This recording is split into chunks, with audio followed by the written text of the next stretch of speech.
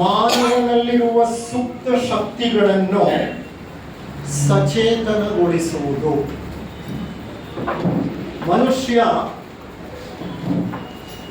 ಪರಮಾತ್ಮನ ಎಲ್ಲ ಶಕ್ತಿಗಳನ್ನು ಬೀಜ ರೂಪದಲ್ಲಿ ಹೊಂದಿದ್ದಾನೆ. ಹೇಗೆ ಹೊಂದಿದ್ದಾನೆ? ಮನುಷ್ಯ ಪರಮಾತ್ಮನಿಂದ ಒಂದು ಕಿಡಿಯಾಗಿ ಹೊರಬಂದು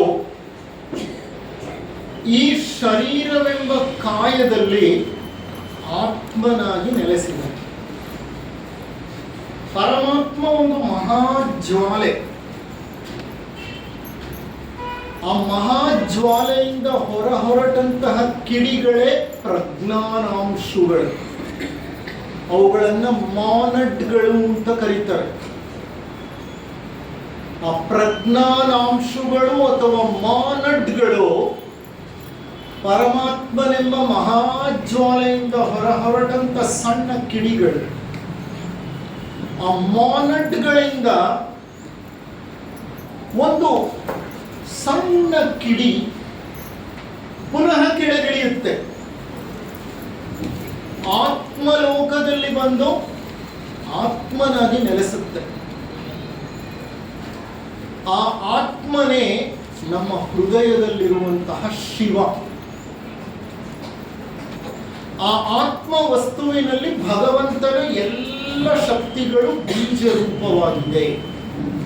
ಭಗವದ್ಗೀತೆಯಲ್ಲಿ ಶ್ರೀಕೃಷ್ಣ ಹೇಳ್ತಾನೆ, ಅಜೋ ನಿತ್ಯ ಶಾಶ್ವತೋ ಯಂ ಪುರಾಣೋ ನ ಹನ್ಯತೆ ಹನ್ಯಮಾನೇ ಶರೀರೇ. ಸಾಂಖ್ಯ ಯೋಗ 2ನೇ ಅಧ್ಯಾಯ ಒಂದು ಸುಂದರವಾದ ಶ್ಲೋಕ ಇದು. ಈ ಶ್ಲೋಕದಲ್ಲಿ ಏನು ಹೇಳ್ತಿದ್ದಾನೆ ಭಗವಂತ? ಅಜೋ ನಿತ್ಯ ಶಾಶ್ವತೋ, ಆತ್ಮ ಮಾತ್ರ ನಿತ್ಯ ಶಾಶ್ವತವಾದಂಥ ಒಂದು ತತ್ವ.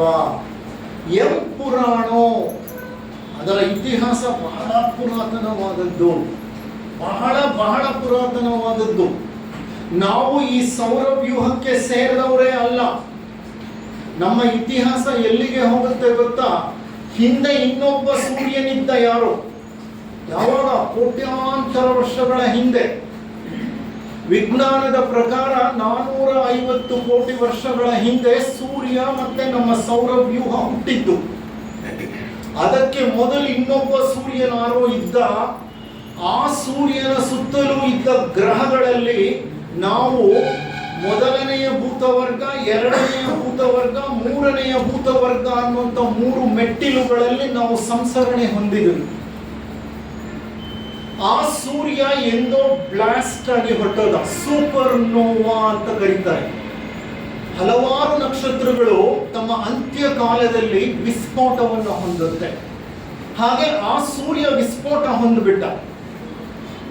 ಆತನ ಸುತ್ತಲೂ ಇದ್ದಂತಹ ಗ್ರಹಗಳು ವಿಲೀನವಾಗ್ಬಿಟ್ಟವು ಆ ಸೂರ್ಯನಲ್ಲಿ. ಅಲ್ಲಿ ನಾವು ಆ ಸೌರವ್ಯೂಹದಲ್ಲಿ 3 ಸ್ಟೆಪ್ಗಳ ಒಂದು ಸಂಸರಣೆ ನಡೆದಿತ್ತು ನಮ್ದು, 3 ಭೂತವರ್ಗಗಳಾಗಿ. ಅದರ ನಂತರ ನಮ್ಮ ಇಂದಿನ ಸೂರ್ಯನಿದಾನಲ್ಲ, ಸೌರ ಬ್ರಹ್ಮಾಂಡೇಶ್ವರ ಅಂತ ನಾವೇನ್ ಕರಿತಿದೀವಿ, ಇದರ ಸುತ್ತಲೂ ನಾವೇನು 9 ಗ್ರಹಗಳು ಅಂತ ಹೇಳ್ತೀವಿ. ಈ ಪೃಥ್ವಿಯಲ್ಲಿ ನಾವು 3 ಮೆಟ್ಟಿಲುಗಳನ್ನ ದಾಟಿ 4ನೆಯ ಮೆಟ್ಟಿಲಿಗೆ ಬಂದ್ವಿ. ಆ 4ನೆಯ ಮೆಟ್ಟಿಲೆ ಖನಿಜ ವರ್ಗ. 3 ಎಲಿಮೆಂಟಲ್ ವರ್ಲ್ಡ್ಸ್ ಮುಗಿದ ಮೇಲೆ ಆ ಸೌರವ್ಯೂಹದಲ್ಲಿ, ಈ ಸೌರವ್ಯೂಹಕ್ಕೆ ಮೊದಲನೆಯ ಒಂದು ಕಲ್ಪಕಾಲದಲ್ಲಿ ಖನಿಜಗಳಾಗಿ ಪ್ರವೇಶ ಮಾಡಿದ್ವಿ. ಕಲ್ಪಕಾಲ ಅಂದ್ರೆ 432 ಕೋಟಿ ವರ್ಷಗಳು.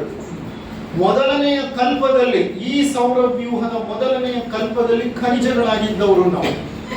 ಆ ಕಲ್ಪ ಪ್ರಳಯ, ಮಹಾಪ್ರಳಯದ ನಂತರ ಅದು ಕರಗಿ ಹೋಯಿತು ಆ ಕಲ್ಪಕಾಲ. 2ನೆಯ ಕಲ್ಪ ಪ್ರಾರಂಭವಾಯಿತು ಸೌರವ್ಯೂಹದ್ದು. ಆ 2ನೆಯ ಕಲ್ಪಕಾಲಕ್ಕೆ ನಾವು ಸಸ್ಯ ವರ್ಗಕ್ಕೆ ತೇರ್ಗಡೆಯನ್ನು ಹೊಂದಿದ್ವಿ. 2ನೆಯ ಕಲ್ಪಕಾಲದಲ್ಲಿ ಸಸ್ಯಗಳಾಗಿ ಹಲವಾರು ಜನ್ಮಗಳನ್ನು ತಗೊಂಡ್ವಿ. ಸಸ್ಯಗಳಲ್ಲಿ ನಮ್ಮ ಪ್ರಜ್ಞೆ ಇನ್ನಷ್ಟು ಎಚ್ಚರಗೊಳಿತು. ಖನಿಜಗಳಲ್ಲಿ ಪೂರ್ತಿ ಮಲಗಿತ್ತು, ಸಸ್ಯಗಳಲ್ಲಿ ಮತ್ತಷ್ಟು ಸ್ವಲ್ಪ ಎಚ್ಚರಗೊಳಿತು.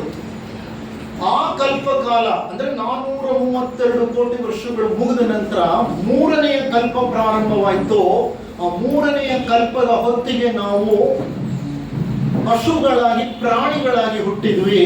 ನಮ್ಮ ಒಂದು ಪ್ರಜ್ಞೆ ಇನ್ನೂ ಎತ್ತರಕ್ಕೆ ಬೆಳೆದಿತ್ತು.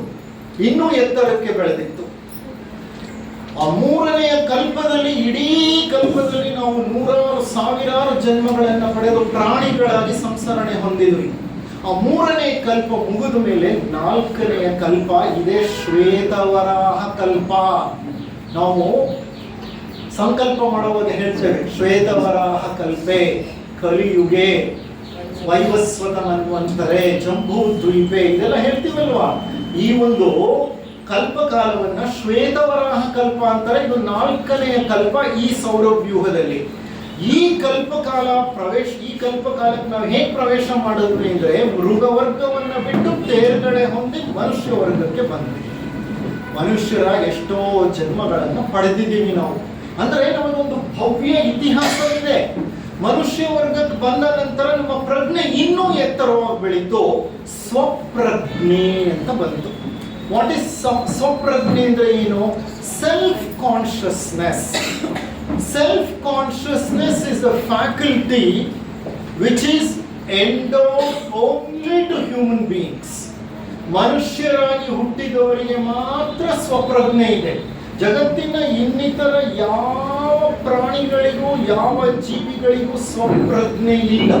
ಏನು ಸ್ವಪ್ರಜ್ಞೆ ಅಂದ್ರೆ, ನಾನೊಬ್ಬ ಮನುಷ್ಯ, ನಾನು ಈ ಒಂದು ಪೃಥ್ವಿಯ ಮೇಲೆ ಜನ್ಮವನ್ನ ತಾಳಿದ್ದೇನೆ, ನನಗೆ ಪ್ರಾಣವಿದೆ, ನನಗೆ ಶಕ್ತಿ ಇದೆ, ನಾನು ಒಂದು ಜೀವಿ.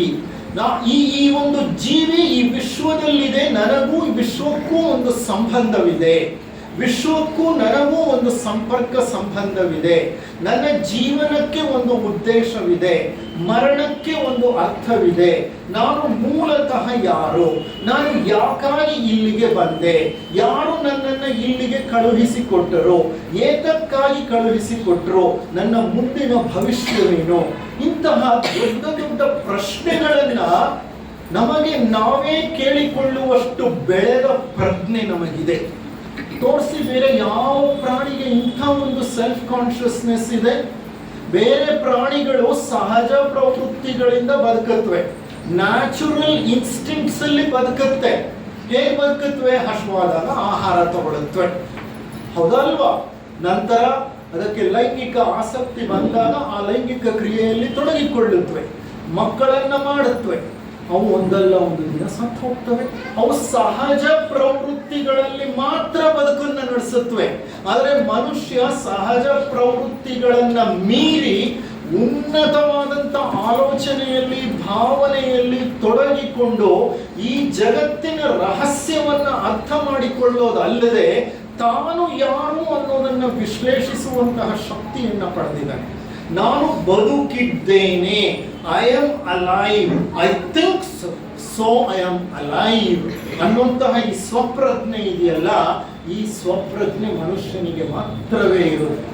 ಅದಕ್ಕೆ ಸೃಷ್ಟಿಕರ್ತ ಮನುಷ್ಯನನ್ನ ಸೃಷ್ಟಿ ಮಾಡಿದ ತಕ್ಷಣ ಬಹಳ ನಿರಾಳವಾಗ್ಬಿಟ್ನಂತೆ.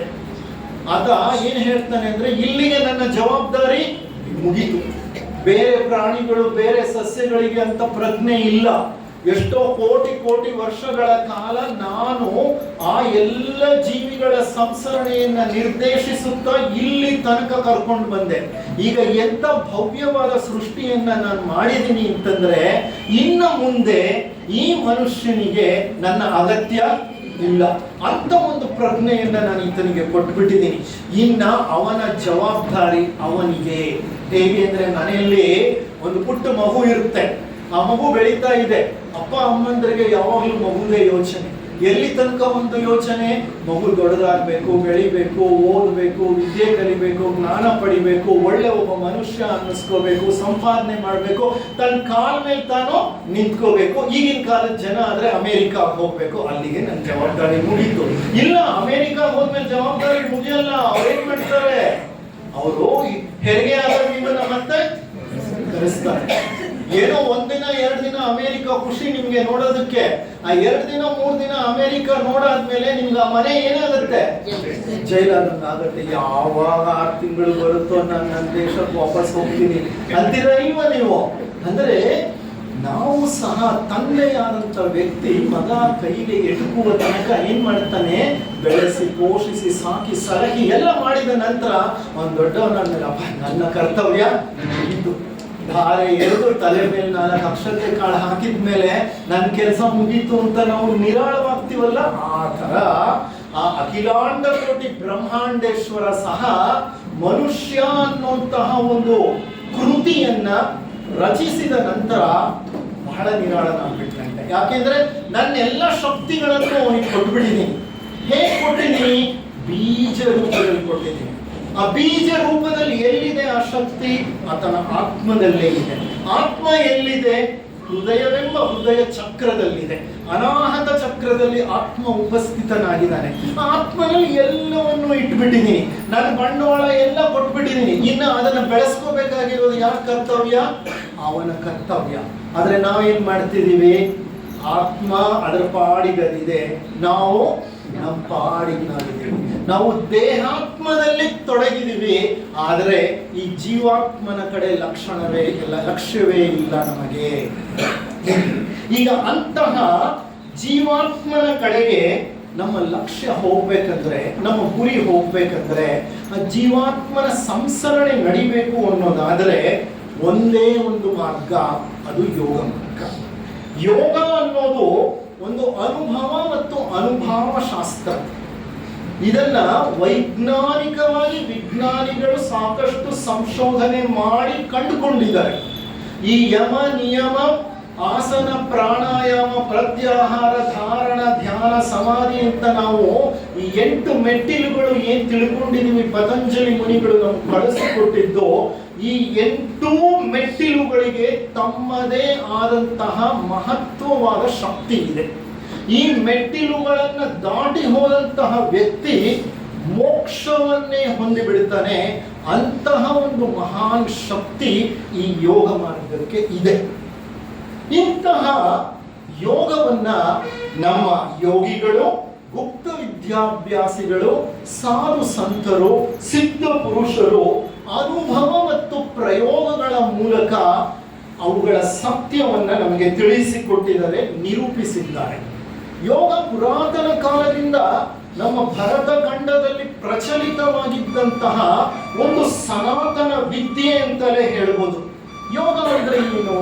ಸರಳವಾಗಿ ಹೇಳೋದಾದ್ರೆ, ಯೋಗ ಅನ್ನುವಂತಹ ಒಂದು ಪದ ಯುಜ್ ಅನ್ನುವಂತಹ ಒಂದು ಸಂಸ್ಕೃತದ ಧಾತುವಿನಿಂದ ಬಂದಿದೆ. ಯುಜ್ ಅಂದ್ರೆ ಏನು?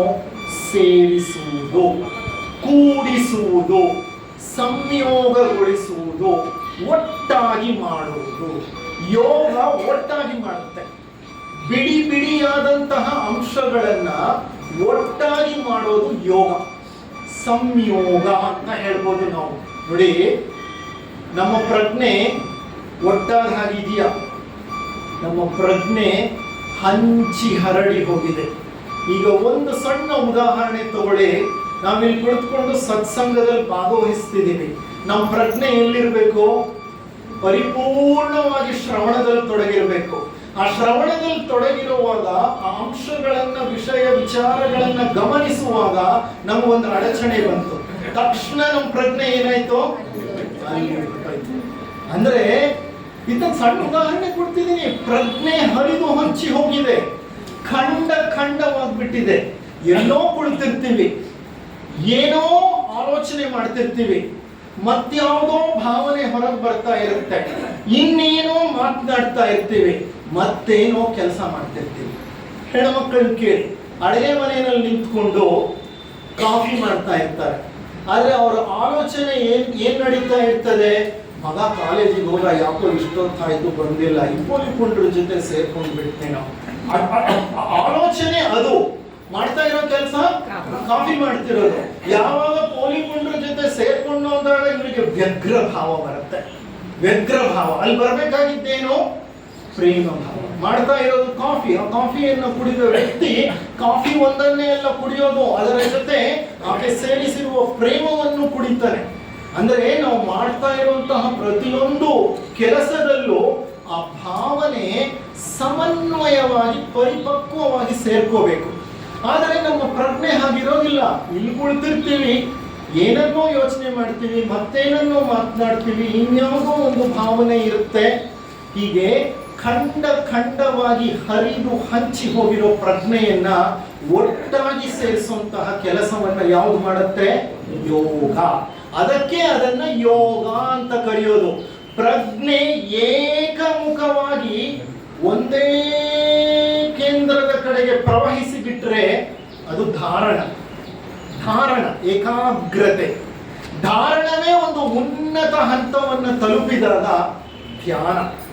ಧ್ಯಾನದಲ್ಲಿ ನಾವು ಸಮಗ್ರವಾಗಿ ಕಳೆದು ಹೋದರೆ, ಧ್ಯಾನ ಮಾಡ್ತಾ ಇರೋ ವ್ಯಕ್ತಿ ಯಾವುದನ್ನ ಕುರಿತು ಧ್ಯಾನ ಮಾಡ್ತಿದ್ದಾನೋ ಅದು ಒಟ್ಟಾಗಿ ಸೇರಿ ಬಿಟ್ರೆ, ದ್ವಂದ್ವ ಒಳೆದು ಬಿಟ್ರೆ, ಆಬ್ಜೆಕ್ಟ್ ಅಂಡ್ ಸಬ್ಜೆಕ್ಟ್ ಈ ಡಿಫರೆನ್ಶಿಯೇಷನ್ ಅನ್ನೋದೇ ಹೊರಟು ಹೋಗ್ಬಿಟ್ರೆ, ಏಕತ್ವದ ಸ್ಥಿತಿಯನ್ನು ತಲುಪಿ ಬಿಟ್ರೆ, ದ್ವಂದ್ವ ಹೋಗಿ ದ್ವಂದ್ವಾತೀತವನ್ನು ತಲುಪಿ ಬಿಟ್ರೆ ಅಲ್ಲಿಗೆ ಸಮಾಧಿಯಲ್ಲೂ ಸಬೀಜ ಸಮಾಧಿ, ನಿರ್ಬೀಜ ಸಮಾಧಿ ಇರ್ಲಿ, ಅಲ್ಲಿ ಹೋಗೋದು ಬೇಡ. ಅಂದ್ರೆ ಪ್ರಜ್ಞೆಯನ್ನ ಜೋಡಿಸುವ ಕೆಲಸವನ್ನ ಮಾಡೋದು ಈ ಯೋಗ. ಯಾವ ಪ್ರಜ್ಞೆ ಆ ರೀತಿ ಒಂದಕ್ಕೊಂದು ಸೇರ್ಕೋಬೇಕು. ನಮ್ಮ ದೇಹಾತ್ಮ ಪ್ರಜ್ಞೆ ಜೀವಾತ್ಮ ಪ್ರಜ್ಞೆಯಲ್ಲಿ ಬೆರಿಬೇಕು. ದೇಹಾತ್ಮ ಮತ್ತು ಜೀವಾತ್ಮ ಪ್ರಜ್ಞೆಗಳೆರಡೂ ಪುರುಷಾತ್ಮನಲ್ಲಿ ಬೆರಿಬೇಕು. ಪುರುಷಾತ್ಮ ಪ್ರಜ್ಞೆ ಪರಮಾತ್ಮ ಪ್ರಜ್ಞೆಯಲ್ಲಿ ಬೆರಿಬೇಕು. ಆತ್ಮ ಅನ್ನೋದು ನಾವು ತಿಳ್ಕೊಂಡಷ್ಟು ಬಹಳ ಸರಳವಾದಂತ ಸಂಗತಿ ಅಲ್ಲ. ಥಿಯೋಸಾಫಿಕಲ್ ವಾಂಗ್ಮಯವನ್ನ ಓದಿದರೆ ನಿಮಗೆ ಅರ್ಥ ಆಗುತ್ತೆ. ದೇಹಾತ್ಮ ಒಂದು, ಜೀವಾತ್ಮ ಒಂದು, ಪುರುಷಾತ್ಮ ಒಂದು, ಪರಮಾತ್ಮನೊಂದು. ನಾವು ಕೆಲಸ ಮಾಡ್ತಾ ಇರೋದು ದೇಹಾತ್ಮ ಪ್ರಜ್ಞೆಯಲ್ಲಿ. ಈ ದೇಹಾತ್ಮ ಪ್ರಜ್ಞೆ ಅಂದ್ರೆ ಕಾಯ, ವಾಚ, ಮನಸ. ಕಾಯ ಅಂದ್ರೆ ಶರೀರ ಒಂದು ಕೆಲಸ ಮಾಡ್ತಾ ಇರುತ್ತೆ. ವಾಚ ನಮ್ಮ ಧ್ವನಿ ಪೆಟ್ಟಿಗೆ ಇನ್ನೇನನ್ನೋ ಮಾತನಾಡ್ತಾ ಇರುತ್ತೆ ವಾಚ. ಮನಸ್ಸ ಭಾವನೆಗಳು, ಆಲೋಚನೆಗಳು ಅವೇ ಇನ್ನೊಂದು ದಿಕ್ಕಿನಲ್ಲಿ ಇರ್ತವೆ. ಒಂದೊಂದು ದಿಕ್ಕಿನಲ್ಲಿ ಹರಿತಾ ಇದ್ರೆ ನಮ್ಮ ಶಕ್ತಿ ವ್ಯರ್ಥವಾಗಿ ಪೋಲಾಗ್ತಾ ಇರುತ್ತೆ. ಹಾಗಾದ್ರೆ ಏನಾಗಬೇಕು? ಹಾಗಾದ್ರೆ ಅತಿ ಮುಖ್ಯವಾಗಿ ನಮ್ಮ ತ್ರಿಕರಣಗಳು ಸಂಯೋಗ ಹೊಂದಬೇಕು, ತಾದಾತ್ಮ್ಯತೆಯನ್ನ ಹೊಂದಬೇಕು. ತಾದಾತ್ಮ್ಯತೆ ಅಂದ್ರೆ alignment between what you speak, what you do, what you feel, what you think. What you do, next what you speak, next what you feel, next what you think. ಇಷ್ಟು ಸಮನ್ವಯಕ್ಕೆ ಬರಬೇಕು, ಸಮತ್ವಕ್ಕೆ ಬರಬೇಕು. ಭಗವದ್ಗೀತೆಯಲ್ಲಿ ಶ್ರೀಕೃಷ್ಣ ಬಹಳ ಸುಂದರವಾಗಿ ಹೇಳ್ತಾನೆ, ಸಮತ್ವ ಯೋಗ ಉಚ್ಯತೆ. ಯೋಗಸ್ಥಃ ಗುರು ಕರ್ಮಾಣಿ ಕರ್ಮಂ ತ್ಯಕ್ತ ಧನಂಜಯ ಸಿದ್ಧ್यो ಸಮೇ ಕೃತ್ವ ಸಮತ್ವಂ ಯೋಗ ಉಚ್ಯತೆ. ಅಂದ್ರೆ ಶ್ರೀಕೃಷ್ಣ ಹೇಳ್ತಾನಪ್ಪ, ಯೋಗ ಅಂದ್ರೆ ಮತ್ತೇನು ಅಲ್ಲ, ಸಮತ್ವ, ಸಮತೋಲನ, ಎಲ್ಲ ಒಂದು ಕಡೆ ಏಕಾಗ್ರವಾಗಿರೋದು ಯೋಗ. ಹಾಗಾದ್ರೆ ನಮ್ಮ ಹರಿದು ಹಂಚಿ ಹೋಗಿರುವಂತಹ ಪ್ರಜ್ಞೆ ಒಂದಾಗೋದೇ ಯೋಗ. ಇದನ್ನೇ ಬಸವಣ್ಣನವರು ತಮ್ಮ ಸರಳವಾದ ಒಂದು ಸುಂದರವಾದಂತಹ ಒಂದು ವಚನದಲ್ಲಿ ಹೇಳ್ತಾರೆ ನೋಡಿ. ಭಗವದ್ಗೀತೆಯಲ್ಲಿ ಯಾವ ತತ್ವಗಳಿದೆಯೋ ಅದೆಲ್ಲ ವಚನಗಳಲ್ಲಿದೆ. ವಚನಗಳಲ್ಲಿ ಯಾವ ತತ್ವಗಳಿದೆಯೋ ಅದೆಲ್ಲ ಮಂಕುತಿಮ್ಮನ ಕಗ್ಗ, ಮರುಳಮುನಿಯನ ಕಗ್ಗದಲ್ಲಿದೆ. ಮಂಕುತಿಮ್ಮನ ಕಗ್ಗ, ಮರುಳಮುನಿಯನ ಕಗ್ಗ ಇದನ್ನ ಆಧುನಿಕ ಭಗವದ್ಗೀತೆ ಅಂತ ನಾವು ಕರಿತೀವಿ. ವಚನಗಳು ಉಪನಿಷತ್ಗಳ ಸಾರವೇ, ಆದರೆ ಸಾಮಾನ್ಯ ಜನರಿಗೆ ಎಟುಕುವಂತಹ ಒಂದು ಆಡು ಭಾಷೆಯಲ್ಲಿ ನಮ್ಮ ವಚನಕಾರರು ಶರಣರು ಬರೆದು ತಿಳಿಸಿಕೊಟ್ಟರು. ಅವ್ರು ಬಸವಣ್ಣನವ್ರು ಏನ್ ಹೇಳ್ತಾರೆ ಗೊತ್ತಾ? 100 ನೋದಿ 100 ಕೇಳಿದರೇನೋ, ಆಸೆ ಹರಿಯದು ರೋಷ ಬಿಡದು, ಮಜ್ಜನ ಕೆರೆದು ಫಲವೇನೋ, ನುಡಿದಂತೆ ನಡೆಯದ ಆಡು ದೊಂಬರ ಕಂಡು ನಗುವ ನಮ್ಮ ಕೂಡಲ ಸಂಗಮ. ಎಷ್ಟು ಸುಂದರವಾಗಿದೆ ಈ ವಚನ. 100 ನೋದಿ 100 ಕೇಳಿದರೇನು, 100 ಪ್ರವಚನಗಳನ್ನ ಕೇಳಬಹುದು, 100 ಗ್ರಂಥಗಳನ್ನು ಓದಬಹುದು, ಏನು ಬಂತು ಪ್ರಯೋಜನ? ಆಸೆ ಹರಿಯದು ರೋಷ ಬಿಡದು. ಏನೆಲ್ಲ ಮಾಡಿದ್ರು ನೀವು ನಿಮ್ಮ ಆಸೆನೇ ಹರಿಲಿಲ್ಲ, ರೋಷನೂ ಬಿಡಲಿಲ್ಲ. ರಾಗ ದ್ವೇಷ, ಆಸೆ ಬಿಡೋದು, ದ್ವೇಷ ಹರಿಯೋದು ಅಂದ್ರೆ ರಾಗದ್ವೇಷಗಳೇ ಬಿಡಲಿಲ್ಲ. ವಾಂಟ್ಸ್ ಅಂದ್ರೆ ಲೈಕ್ಸ್, ಡಿಸ್ಲೈಕ್ಸ್ ಎರಡೂ ಹೋಗಲಿಲ್ಲ. You like certain things, sir ದಯವಿಟ್ಟು ಸರ್ ನನಗೆ ಒಳ್ಳೆ ಸ್ಯಾಲ್ರಿ ಇರುವಂತಹ ಒಂದು ಒಳ್ಳೆ ಕೆಲಸ ಬೇಕು ಸರ್. ಓಕೆ, ಆ ಕೆಲಸ ಸಿಕ್ಕಾದ್ಮೇಲೆ ಸರ್ ಪ್ರಮೋಷನ್ನೇ ಸಿಕ್ಕಲಿಲ್ಲ ಸರ್, 2 ವರ್ಷ ಆಯಿತು ಸರ್, ಪ್ರಮೋಷನ್ ಬೇಕು ಸರ್. ಸರಿ, ಪ್ರಮೋಷನ್ ಸಿಕ್ತು, ಟ್ರಾನ್ಸ್ಫರ್ ಆಯಿತು ಅವನಿಗೆ.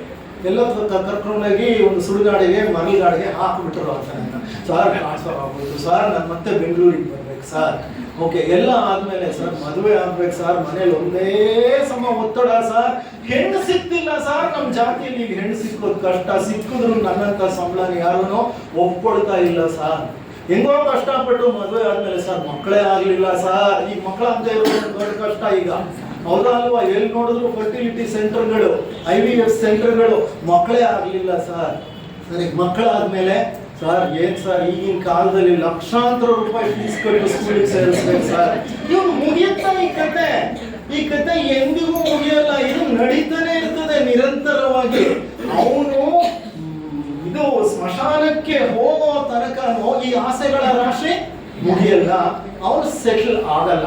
ಸರ್ ಇದಾಗ್ಬಿಡ್ಲಿ ಸರ್ ಸೆಟ್ಲ್ ಆಗ್ತೀನಿ ಸರ್, ಇದಾಗ್ಬಿಡ್ಲಿ ಸರ್ ಸೆಟ್ಲ್ ಆಗ್ತೀನಿ ಸರ್. ಅವನು ಎಲ್ಲ ಸೆಟ್ಲ್ ಆಗೋದು? You have not come to settle here. First of all, this is not a place to settle. You have to settle there, but you are thinking about settling here.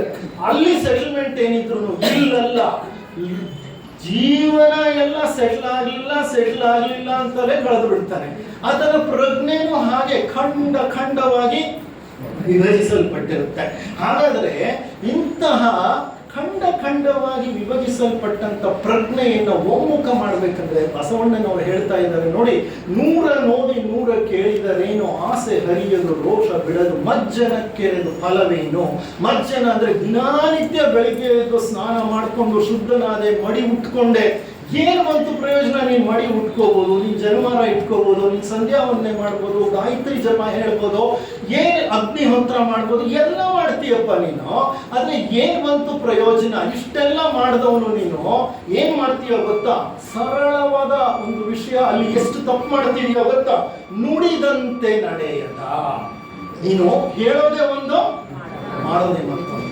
ಆಫೀಸ್ಗೆ ಹೋಗ್ತೀಯ, ಯಾರೋ ಕೆಲಸಕ್ಕೆ ಬಂದಿದ್ದಾರೆ, ನಿನ್ನ ಹತ್ರ ಕೆಲಸ ಇದೆ ಅವ್ರಿಗೆ, ನೀನು ಆಫೀಸ್ನಲ್ಲಿ ಕಚೇರಿಯಲ್ಲಿ ಗುಮಾಸ್ತನ ಕೆಲಸ ಮಾಡ್ತಿದೀಯಾ. ನೀನು ಗುಮಾಸ್ತನಾಗ ಆತನಿಗೆ ಏನ್ ಕೆಲಸ ಮಾಡ್ಕೊಡ್ಬೇಕು ಅದು ನಿನ್ ಕರ್ತವ್ಯ. ಆದ್ರೆ ಏನ್ ಹೇಳ್ತೀಯ? ನಾಳೆ ಬಾ ಅಂತೀಯ, ನಾಡಿದ್ದು ಬಾ ಅಂತೀಯ, 15 ದಿವಸ ಬಿಟ್ಟು ಬಾ ಅಂತೀಯ. ಬಂದಾಗ ಏನೋ ನೆಪ ಹೇಳ್ತೀಯ, ಅವನನ್ನು ಕಳಿಸ್ತೀಯ, ಮತ್ತೆ ಕರಿತೀಯ. ಮನೆಗೆ ಬಂದು ಏನ್ ಮಾಡ್ತೀಯ? ಸಂಧ್ಯಾ ವಂದನೆ ಮಾಡ್ತೀಯ, ಗಾಯತ್ರಿ ಜಪ ಮಾಡ್ತೀಯ, ನೀರಲ್ಲಿ ಮುಳುಗ್ತೀಯ, ನದಿಗೆ ಹೋಗ್ತೀಯ, ಪವಿತ್ರ ಸ್ನಾನ ಮಾಡ್ತೀಯ. ಏನು ಬಂತು ಪ್ರಯೋಜನ? ನೀನ್ ಹೇಳಿದ್ದೇನೋ, ನೀನ್ ಮಾಡಿದ್ದು ನುಡಿದಂತೆ ನಡೆಯದ. ಇದು ಮೊದಲನೆಯ ಸೂತ್ರ. ಯೋಗದಲ್ಲಿ ಸೀದಾ ಹೋಗಿ ಆಸನಗಳನ್ನ ಮಾಡಿ ಪ್ರಾಣಾಯಾಮವನ್ನ ಮಾಡಿಬಿಟ್ರೆ ಯೋಗ ಅಂತ ತಿಳ್ಕೊಬೇಡಿ. ಯೋಗ ಪ್ರಾರಂಭ ಆಗೋದು ಇಲ್ಲಿ. ಯಮ ನಿಯಮಗಳನ್ನೇ ಪರಿಪಾಲಿಸದೆ ನಾನು ಹೋಗಿ ಅಲ್ಲಿ ಪ್ರಾಣಾಯಾಮ ಪ್ರತ್ಯಾಹಾರವನ್ನ ಮಾಡಿದ್ರೆ ಏನ್ ಬಂತು ಪ್ರಯೋಜನ? ಸಾಧನೆ ನಿಸ್ಸಾರ್ಥಕವಾದ ಸಾಧನೆಯಾಗುತ್ತೆ. ಅದಕ್ಕೆ ನಾನು ಏನ್ ಹೇಳ್ತಿದ್ದೀನಿ ಅಂದ್ರೆ, ಬಸವಣ್ಣನವರ ಈ ವಚನವನ್ನ ಮತ್ತೆ ಶ್ರವಣ ಮಾಡಿ, ಶ್ರವಣ ಮನನ ನಿಧಿಧ್ಯಾಸನ, ಅದು ಕರಗತವಾಗಿ ಹೋಗ್ಬೇಕು. ಇಟ್ ಶುಡ್ ಗೆಟ್ ಇಂಟರ್ನಲೈಸ್ಡ್ ಅಂತಂದ್ರೆ ನಿಮ್ಮ ನಡವಳಿಕೆಯ ಒಂದು ಅವಿಭಾಜ್ಯ ಅಂಗವಾಗ್ಬಿಡ್ಬೇಕು. ನನಗೆ ಬಹಳ, ನಾನು ಏನೋ ಪುಣ್ಯ ಮಾಡಿದ್ದೆ ಹಿಂದಿನ ಎಷ್ಟೋ ಜನ್ಮಗಳಲ್ಲಿ. I have some fantastic students. I have many students have come out and some of the students are so fantastic. ನನಗೆ ಇದೇ ಕೊಠಡಿಯಲ್ಲಿ ಈಗ ನನ್ನ ಒಬ್ಬ ಸ್ಟೂಡೆಂಟ್ ಇದ್ದಾನೆ, ಡಾಕ್ಟರ್ ರವಿ ಶ್ರೀಹಟ್ಟಿ ಅಂತ, ಇಲ್ಲೇ ಕುಳಿತಿದ್ದಾನೆ. ಆತ SDM ನಲ್ಲಿ ಆತ ಪ್ರೊಫೆಸರ್. ಈಗ ನಾನು retired professor. I was A professor for him when he was here in KV dental college. ಅವರಿಂದ ನಾನು ಎಷ್ಟು ಕಲ್ತಿದ್ದೀನಿ ಗೊತ್ತಾ? ಆತ ಒಮ್ಮೆ ಹೇಳ್ದ, ಸರ್ ನಾನು SPSS ಯೂಸ್ ಮಾಡೋದು ನಿಲ್ಲಿಸ್ಬಿಟ್ಟಿದ್ದೀನಿ. ಯಾಕ್ರಿ ನಿಲ್ಲಿಸ್ಬಿಟ್ರಿ? ಸರ್ ಬೇಡ ಸರ್, SPSS ಫ್ರೀ ವರ್ಷನ್ 15 ದಿವಸ ಯೂಸ್ ಮಾಡ್ಬೋದು ಅಷ್ಟೇ ಸರ್, ಡೌನ್ಲೋಡ್ ಮಾಡಿಕೊಂಡು. ಆಮೇಲೆ ಯೂಸ್ ಮಾಡೋದು ತಪ್ಪಲ್ವಾ sir? You have to pay for that ಅಲ್ವಾ ಸರ್? ಎಷ್ಟೋ ಜನ ಹಲವಾರು ವರ್ಷಗಳ ಕಾಲ SPSS ಏನ್ ಮಾಡ್ತಿದ್ದಾರೆ, ಫ್ರೀ ವರ್ಷನ್ ಡೌನ್ಲೋಡ್ ಮಾಡ್ಕೊಂಡು ಯೂಸ್ ಮಾಡ್ತಾನೆ ಇದ್ದಾರೆ. ಅದನ್ನ ಯೂಸ್ ಮಾಡಿ ಅದರಿಂದ ಏನ್ ಸಂಪಾದಿಸಬೇಕು ಹಣನು ಸಂಪಾದಿಸ್ತಾ ಇದ್ದಾರೆ. ಆದ್ರೆ ಆ ವ್ಯಕ್ತಿ ಒಮ್ಮೆ ನನಗೆ ಹೇಳ್ದ, ನನಗೆ ಅದು ಅನ್ನಿಸ್ತು, ಹೌದಲ್ವಾ, what am I talking, he is standing morally so upright. ನೈತಿಕವಾಗಿ ಆತ ಬಳಸಿದ್ರೆ ಯಾರು ಏನು ಅನ್ನಲ್ಲ, ಆತ ಬಳಸಬಹುದು.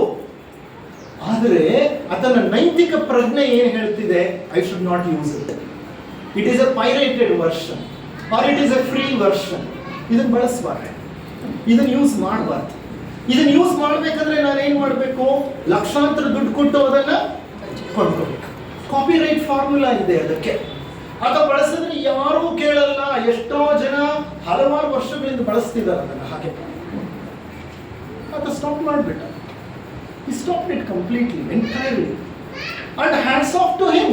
ಅವತ್ತಿನ ದಿವಸ ನನ್ನ ಮನಸ್ಸಿಗೆ ಅದೇನೇ ಗೊತ್ತಾ, ಚುಚ್ಚು ಬಿಡ್ತು, ಹಾಗೆ ಬಂದು, ಹೌದಲ್ವಾ, ನನಗೆ ಹೀಗೆ ಅನ್ನಿಸ್ಲೇ ಇಲ್ವಲ್ಲ. ಎಷ್ಟೋ ಜನ ಅದನ್ನು ಉಪಯೋಗಿಸಿ ನನಗೆ ನನ್ನ ಡೇಟಾನೆಲ್ಲನೂ ಅನಲೈಸ್ ಮಾಡಿ ಕಳಿಸ್ತಿದ್ದಾರಲ್ಲ, ನಾನು ಅದನ್ನು ಬಳಸ್ತಿದ್ದೀನಲ್ವಾ, ಹಾಗಾದ್ರೆ ಅದು ನನ್ನ ತಪ್ಪಲ್ವಾ? ಮನುಷ್ಯನಿಗೆ ಒಂದು ಸೂಕ್ಷ್ಮತೆ ಬೇಕು. ಆ ಸೂಕ್ಷ್ಮತೆ ಇದ್ದಾಗ ನಾವು ಮಾಡ್ತಾ ಇರುವಂತಹ ತಪ್ಪುಗಳು ನಮ್ಮ ಗೋಚರಕ್ಕೆ ಬರುತ್ತೆ. ನಾನು ಯಾಕೆ ಈ ವಿಷಯವನ್ನ ನಿಮ್ಮ ಜೊತೆ ಹಂಚ್ಕೊತಿದ್ದೀನಿ ಅಂದ್ರೆ, ನುಡಿದಂತೆ ನಡೆಯಿಲ್ಲ, ಹೇಳೋದೇ ಒಂದು ಮಾಡೋದೇ ಒಂದು, ಯೋಚನೆ ಮತ್ತೊಂದು, ಭಾವನೆ ಮತ್ತೊಂದು. ಇದೆಲ್ಲ ಸರಿ ಹೋಗ್ಬೇಕಾದ್ರೆ ನಾವೇನ್ ಮಾಡಬೇಕು, ಯೋಗ ಮಾರ್ಗವನ್ನು ಅವಲಂಬಿಸಬೇಕು. ಯೋಗ ಒಂದೇ ಸರ್ವತ್ರ ಸಾಧನಂ ಅಂತ ಹೇಳಬಹುದು. ಯೋಗ ಮಾರ್ಗ ಒಂದೇ ಪರಮಾತ್ಮನನ್ನ ಸೇರಲು ಇರುವ ಒಂದು ಸುಲಭವಾದ ಉತ್ತಮವಾದಂತಹ ಮಾರ್ಗ. ಯೋಗಗಳಲ್ಲಿ ಹಲವಾರು ವಿಧ, ಹೌದಲ್ವಾ? ಕರ್ಮಯೋಗ, ಜ್ಞಾನಯೋಗ, ಭಕ್ತಿ ಯೋಗ, ರಾಜಯೋಗ. ಇಂದು ನಾನು ನಿಮ್ಮ ಬಳಿ ಮಾತನಾಡ್ತಾ ಇರುವಂತಹ ವಿಚಾರ ರಾಜಯೋಗಕ್ಕೆ ಸಂಬಂಧಪಟ್ಟದ್ದು. ಪತಂಜಲಿ ಮುನಿಗಳು ನಮಗೆ ಬಹಳ ಹಿಂದೆ ನೀಡಿದಂತಹ ಒಂದು ಬಹಳ ಸುಂದರವಾದ ಸೂತ್ರ. ಯಮ ನಿಯಮ ಆಸನ ಪ್ರಾಣಾಯಾಮ ಪ್ರತ್ಯಾಹಾರ ಧಾರಣ ಧ್ಯಾನ ಸಮಾಧಿ. ಪ್ರಾರಂಭ ಎಲ್ಲಿಂದ ಆಗತ್ತೆ? ಯಮ ನಿಯಮಗಳಿಂದ. ಯಮ ನಿಯಮಗಳು ಅಂದ್ರೆ ಏನು? ಯಾವುದನ್ನ ಮಾಡಬೇಕು, ಯಾವುದನ್ನ ಮಾಡಬಾರದು. ಜೀವನದ ಒಂದು ಶೈಲಿ ಹೇಗಿರಬೇಕು ಅಂದ್ರೆ, ನೈತಿಕ ತಳಹದಿಯ ಮೇಲೆ ಜೀವನ ನಡಿಬೇಕು. ಜೀವನಕ್ಕೆ ನೀತಿ ತಳಹದಿಯಾಗಲಿಲ್ಲ ಅಂದ್ರೆ ನೀವು ಪ್ರಾಣಾಯಾಮ ಪ್ರತ್ಯಾಹಾರ ಆಸನ ಮಾಡೋದ್ರಲ್ಲಿ ಯಾವ ಅರ್ಥವೂ ಇಲ್ಲ. Follow the fundamental steps. Patanjali ಮುನಿಗಳು ನೀಡಿರುವಂತಹ ಈ ಮೂಲಭೂತ ಮೆಟ್ಟಿಲುಗಳನ್ನ ಏರಿ ನಾವು ಮೇಲೆ ಹೋಗ್ಬೇಕು. ಯಮ ನಿಯಮಗಳನ್ನ ಅನುಸರಿಸುವ ಪ್ರಯತ್ನವನ್ನೇ ಮಾಡದೆ ಆಸನಗಳನ್ನ ಪ್ರಾಣಾಯಾಮವನ್ನ ಮಾಡೋದ್ರಲ್ಲಿ ಹೆಚ್ಚು ಯಾವುದೇ ಉಪಯೋಗ ಇಲ್ಲ. ಹಾಗಾದ್ರೆ ಮೊಟ್ಟ ಮೊದಲು ನಮ್ಮ ಜೀವನವನ್ನ ಏನ್ ಮಾಡಬೇಕು? ನೈತಿಕ ಆಧಾರದ ಮೇಲೆ ನಮ್ಮ ಜೀವನವನ್ನ ರೂಪಿಸಿಕೊಳ್ಳಬೇಕು. ನಾವು ಏನು ಯಮ ಅಂತ ಅಂದ್ರೆ, ಯಮ ಅಂದ್ರೆ ಅಹಿಂಸಾ ಸತ್ಯಾಸ್ಥೇಯ ಬ್ರಹ್ಮಚರ್ಯ ಪರಿಗ್ರಹ ಯಮಃ. ಅಂದ್ರೆ ಅಹಿಂಸಾ, ಸತ್ಯ, ಆಸ್ಥೇಯ, ಬ್ರಹ್ಮಚರ್ಯ, ಅಪರಿಗ್ರಹ. ಈ 5 ಮುಖ್ಯವಾದ ವಿಷಯ ವಿಚಾರಗಳನ್ನ ನಾವು ಅನುಷ್ಠಾನಕ್ಕೆ ತರಬೇಕು. ಅಹಿಂಸೆ, ಯಾರಿಗೂ ಯಾವುದೇ ರೀತಿಯಲ್ಲೂ ಹಿಂಸೆ ಮಾಡದೇ ಇರೋದು.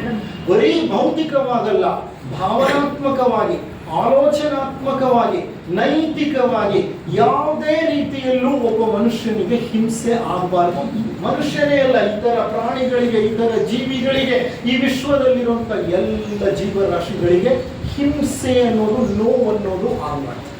ನಾನು ನೋವು ಅನುಭವಿಸಿದ್ರು ಪರವಾಗಿಲ್ಲ, ಆದ್ರೆ ಇತರರಿಗೆ ನೋವನ್ನು ಮಾಡ್ತಾರೆ. ಹಾಗಾದ್ರೆ ನಾವು ಎಷ್ಟೋ ಆಲೋಚನೆ ಮಾಡ್ಬೇಕು ನೋಡಿ. ಎಷ್ಟೋ ಸಂದರ್ಭದಲ್ಲಿ ಥಟ್ ಅಂತ ನಾವು ಯಾರನ್ನೋ ಬೈದ್ಬಿಡ್ತೀವಿ, ತೆಗಳ್ಬಿಡ್ತೀವಿ, ಹೀನವಾಗಿ ಕಾಣ್ತೀವಿ, ಅಪಮಾನ ಮಾಡ್ತೀವಿ, ಓಕೆ, ನಿಕೃಷ್ಟವಾಗಿ ಕಾಣ್ತೀವಿ. ಇಲ್ಲ, ನಾವು ಮಾತನಾಡಲಿಲ್ಲ ಅಂತ ಅಂದ್ರೂ ಭಾವನಾತ್ಮಕವಾಗಿ ಅದನ್ನ ವ್ಯಕ್ತಪಡಿಸ್ತೀವಿ. ಆಲೋಚನಾತ್ಮಕವಾಗಿ ಮನುಷ್ಯನಪ್ಪ.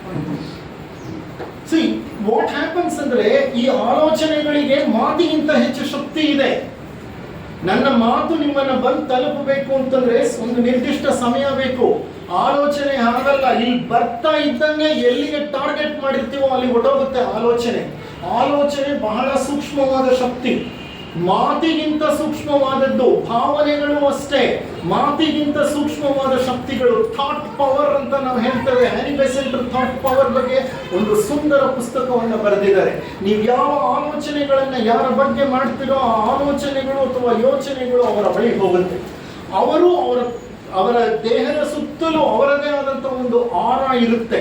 ಈ ಆಲೋಚನೆಗಳು ಥಟ್ಟಂತ ಅವರ ದೇಹದಲ್ಲಿ ನುಸುಳಿ ಅವರ ಒಂದು ಆಲೋಚನಾ ಧಾಟಿಯನ್ನ, ಅವರ ಒಂದು ಒಂದು ಒಂದು ಮನೋಮಯ ಕೋಶವನ್ನ ಕಲುಷಿತಗೊಳಿಸಿಬಿಡುತ್ತೆ. ಕೆಲವು ಸಲ ತಕ್ಷಣ ಹೋಗ್ಲಿಕ್ಕಾಗ್ಲಿಲ್ಲ ಅಂದ್ರೆ ಕಾಯ್ತಾ ಇರ್ತವೆ ಥಾಟ್ ಪವರ್. ಆ ಥಾಟ್ಸ್ ಸುತ್ತಲೂ ನೆರೆದಿರುತ್ತೆ. ನಾನು ಎಲ್ಲಿ ಓಡಾಡ್ತಿದ್ರು ನನ್ನ ಸುತ್ತಲೂ ನನ್ನ ಕಡೆಗೆ ಯಾವ ಆಲೋಚನೆಗಳನ್ನು ಕಳಿಸ್ಕೊಟ್ಟಿದ್ದಾರೋ ಆಲೋಚನೆಗಳೆಲ್ಲ ಸಾಗಾಡ್ತಾ ಇರ್ತವೆ. ಅವು ಕಾಯ್ತಾ ಇರ್ತವೆ ಟೈಮ್ಗೆ. ಆ ಟೈಮ್ ಬಂದಾಗ ನಮ್ಮ ಮನೋಮಯ ಕೋಶವನ್ನು ಏನ್ ಮಾಡುತ್ತೆ, ಅವು ಪ್ರವೇಶ ಮಾಡಿ ನಮ್ಮ ಮೇಲೆ ಒಂದು ಪ್ರಭಾವವನ್ನ ಉಂಟು ಮಾಡಿಬಿಡುತ್ತೆ. ಅದಕ್ಕೆ ಹೇಳೋದು ಸಂಕಲ್ಪಕ್ಕೆ ಬಹಳ ಶಕ್ತಿ ಇದೆ. ಒಂದು ಕಡೆ ಕುಳಿತುಕೊಂಡು ನೀವು ಉತ್ತಮವಾದ ಸಂಕಲ್ಪಗಳನ್ನು ಜಗತ್ತಿಗೆ ಕಳುಹಿಸಿಕೊಟ್ರೆ ಆ ಸಂಕಲ್ಪಗಳು ಜಗತ್ತಿನಲ್ಲಿ ಆಗಬೇಕಾದಂಥ ಬದಲಾವಣೆಗಳನ್ನು ತಮ್ಮ ಮಟ್ಟದಲ್ಲಿ ತಾವು ಮಾಡುತ್ತವೆ.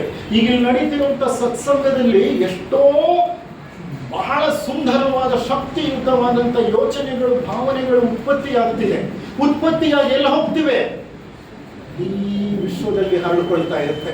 ಇಂಥ ಕಾರ್ಯಕ್ರಮಗಳು ಸಾವಿರಾರು, ಲಕ್ಷಾಂತರ, ಕೋಟ್ಯಾಂತರ ಕಾರ್ಯಕ್ರಮಗಳು ನಡೆದ್ರೆ ಇಡೀ ಪೃಥ್ವಿ ಮಂಡಲದ ಪ್ರಜ್ಞೆಯನ್ನೇ ಏನ್ ಮಾಡ್ಬೋದು ನಾವು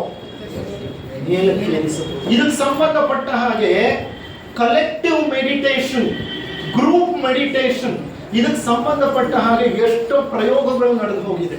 ಆ ಪ್ರಯೋಗಗಳಲ್ಲಿ ವಿಜ್ಞಾನಿಗಳು ಅಲ್ಲಿ ಉತ್ಪತ್ತಿಯಾಗುವಂತಹ ಸುಂದರವಾದಂತಹ ಸಟಲ್ ಎನರ್ಜಿಯನ್ನು ಕಂಡು ಹಿಡಿದಿದ್ದಾರೆ.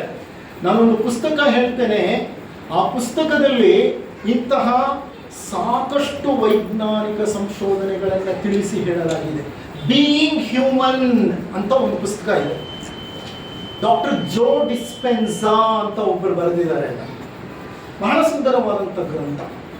ಓಕೆ, ಆ ಗ್ರಂಥದಲ್ಲಿ ಇಂಥ ಎಷ್ಟೋ ಪ್ರಯೋಗಗಳನ್ನು ಅವ್ರು ಮಾಡಿದ್ದು.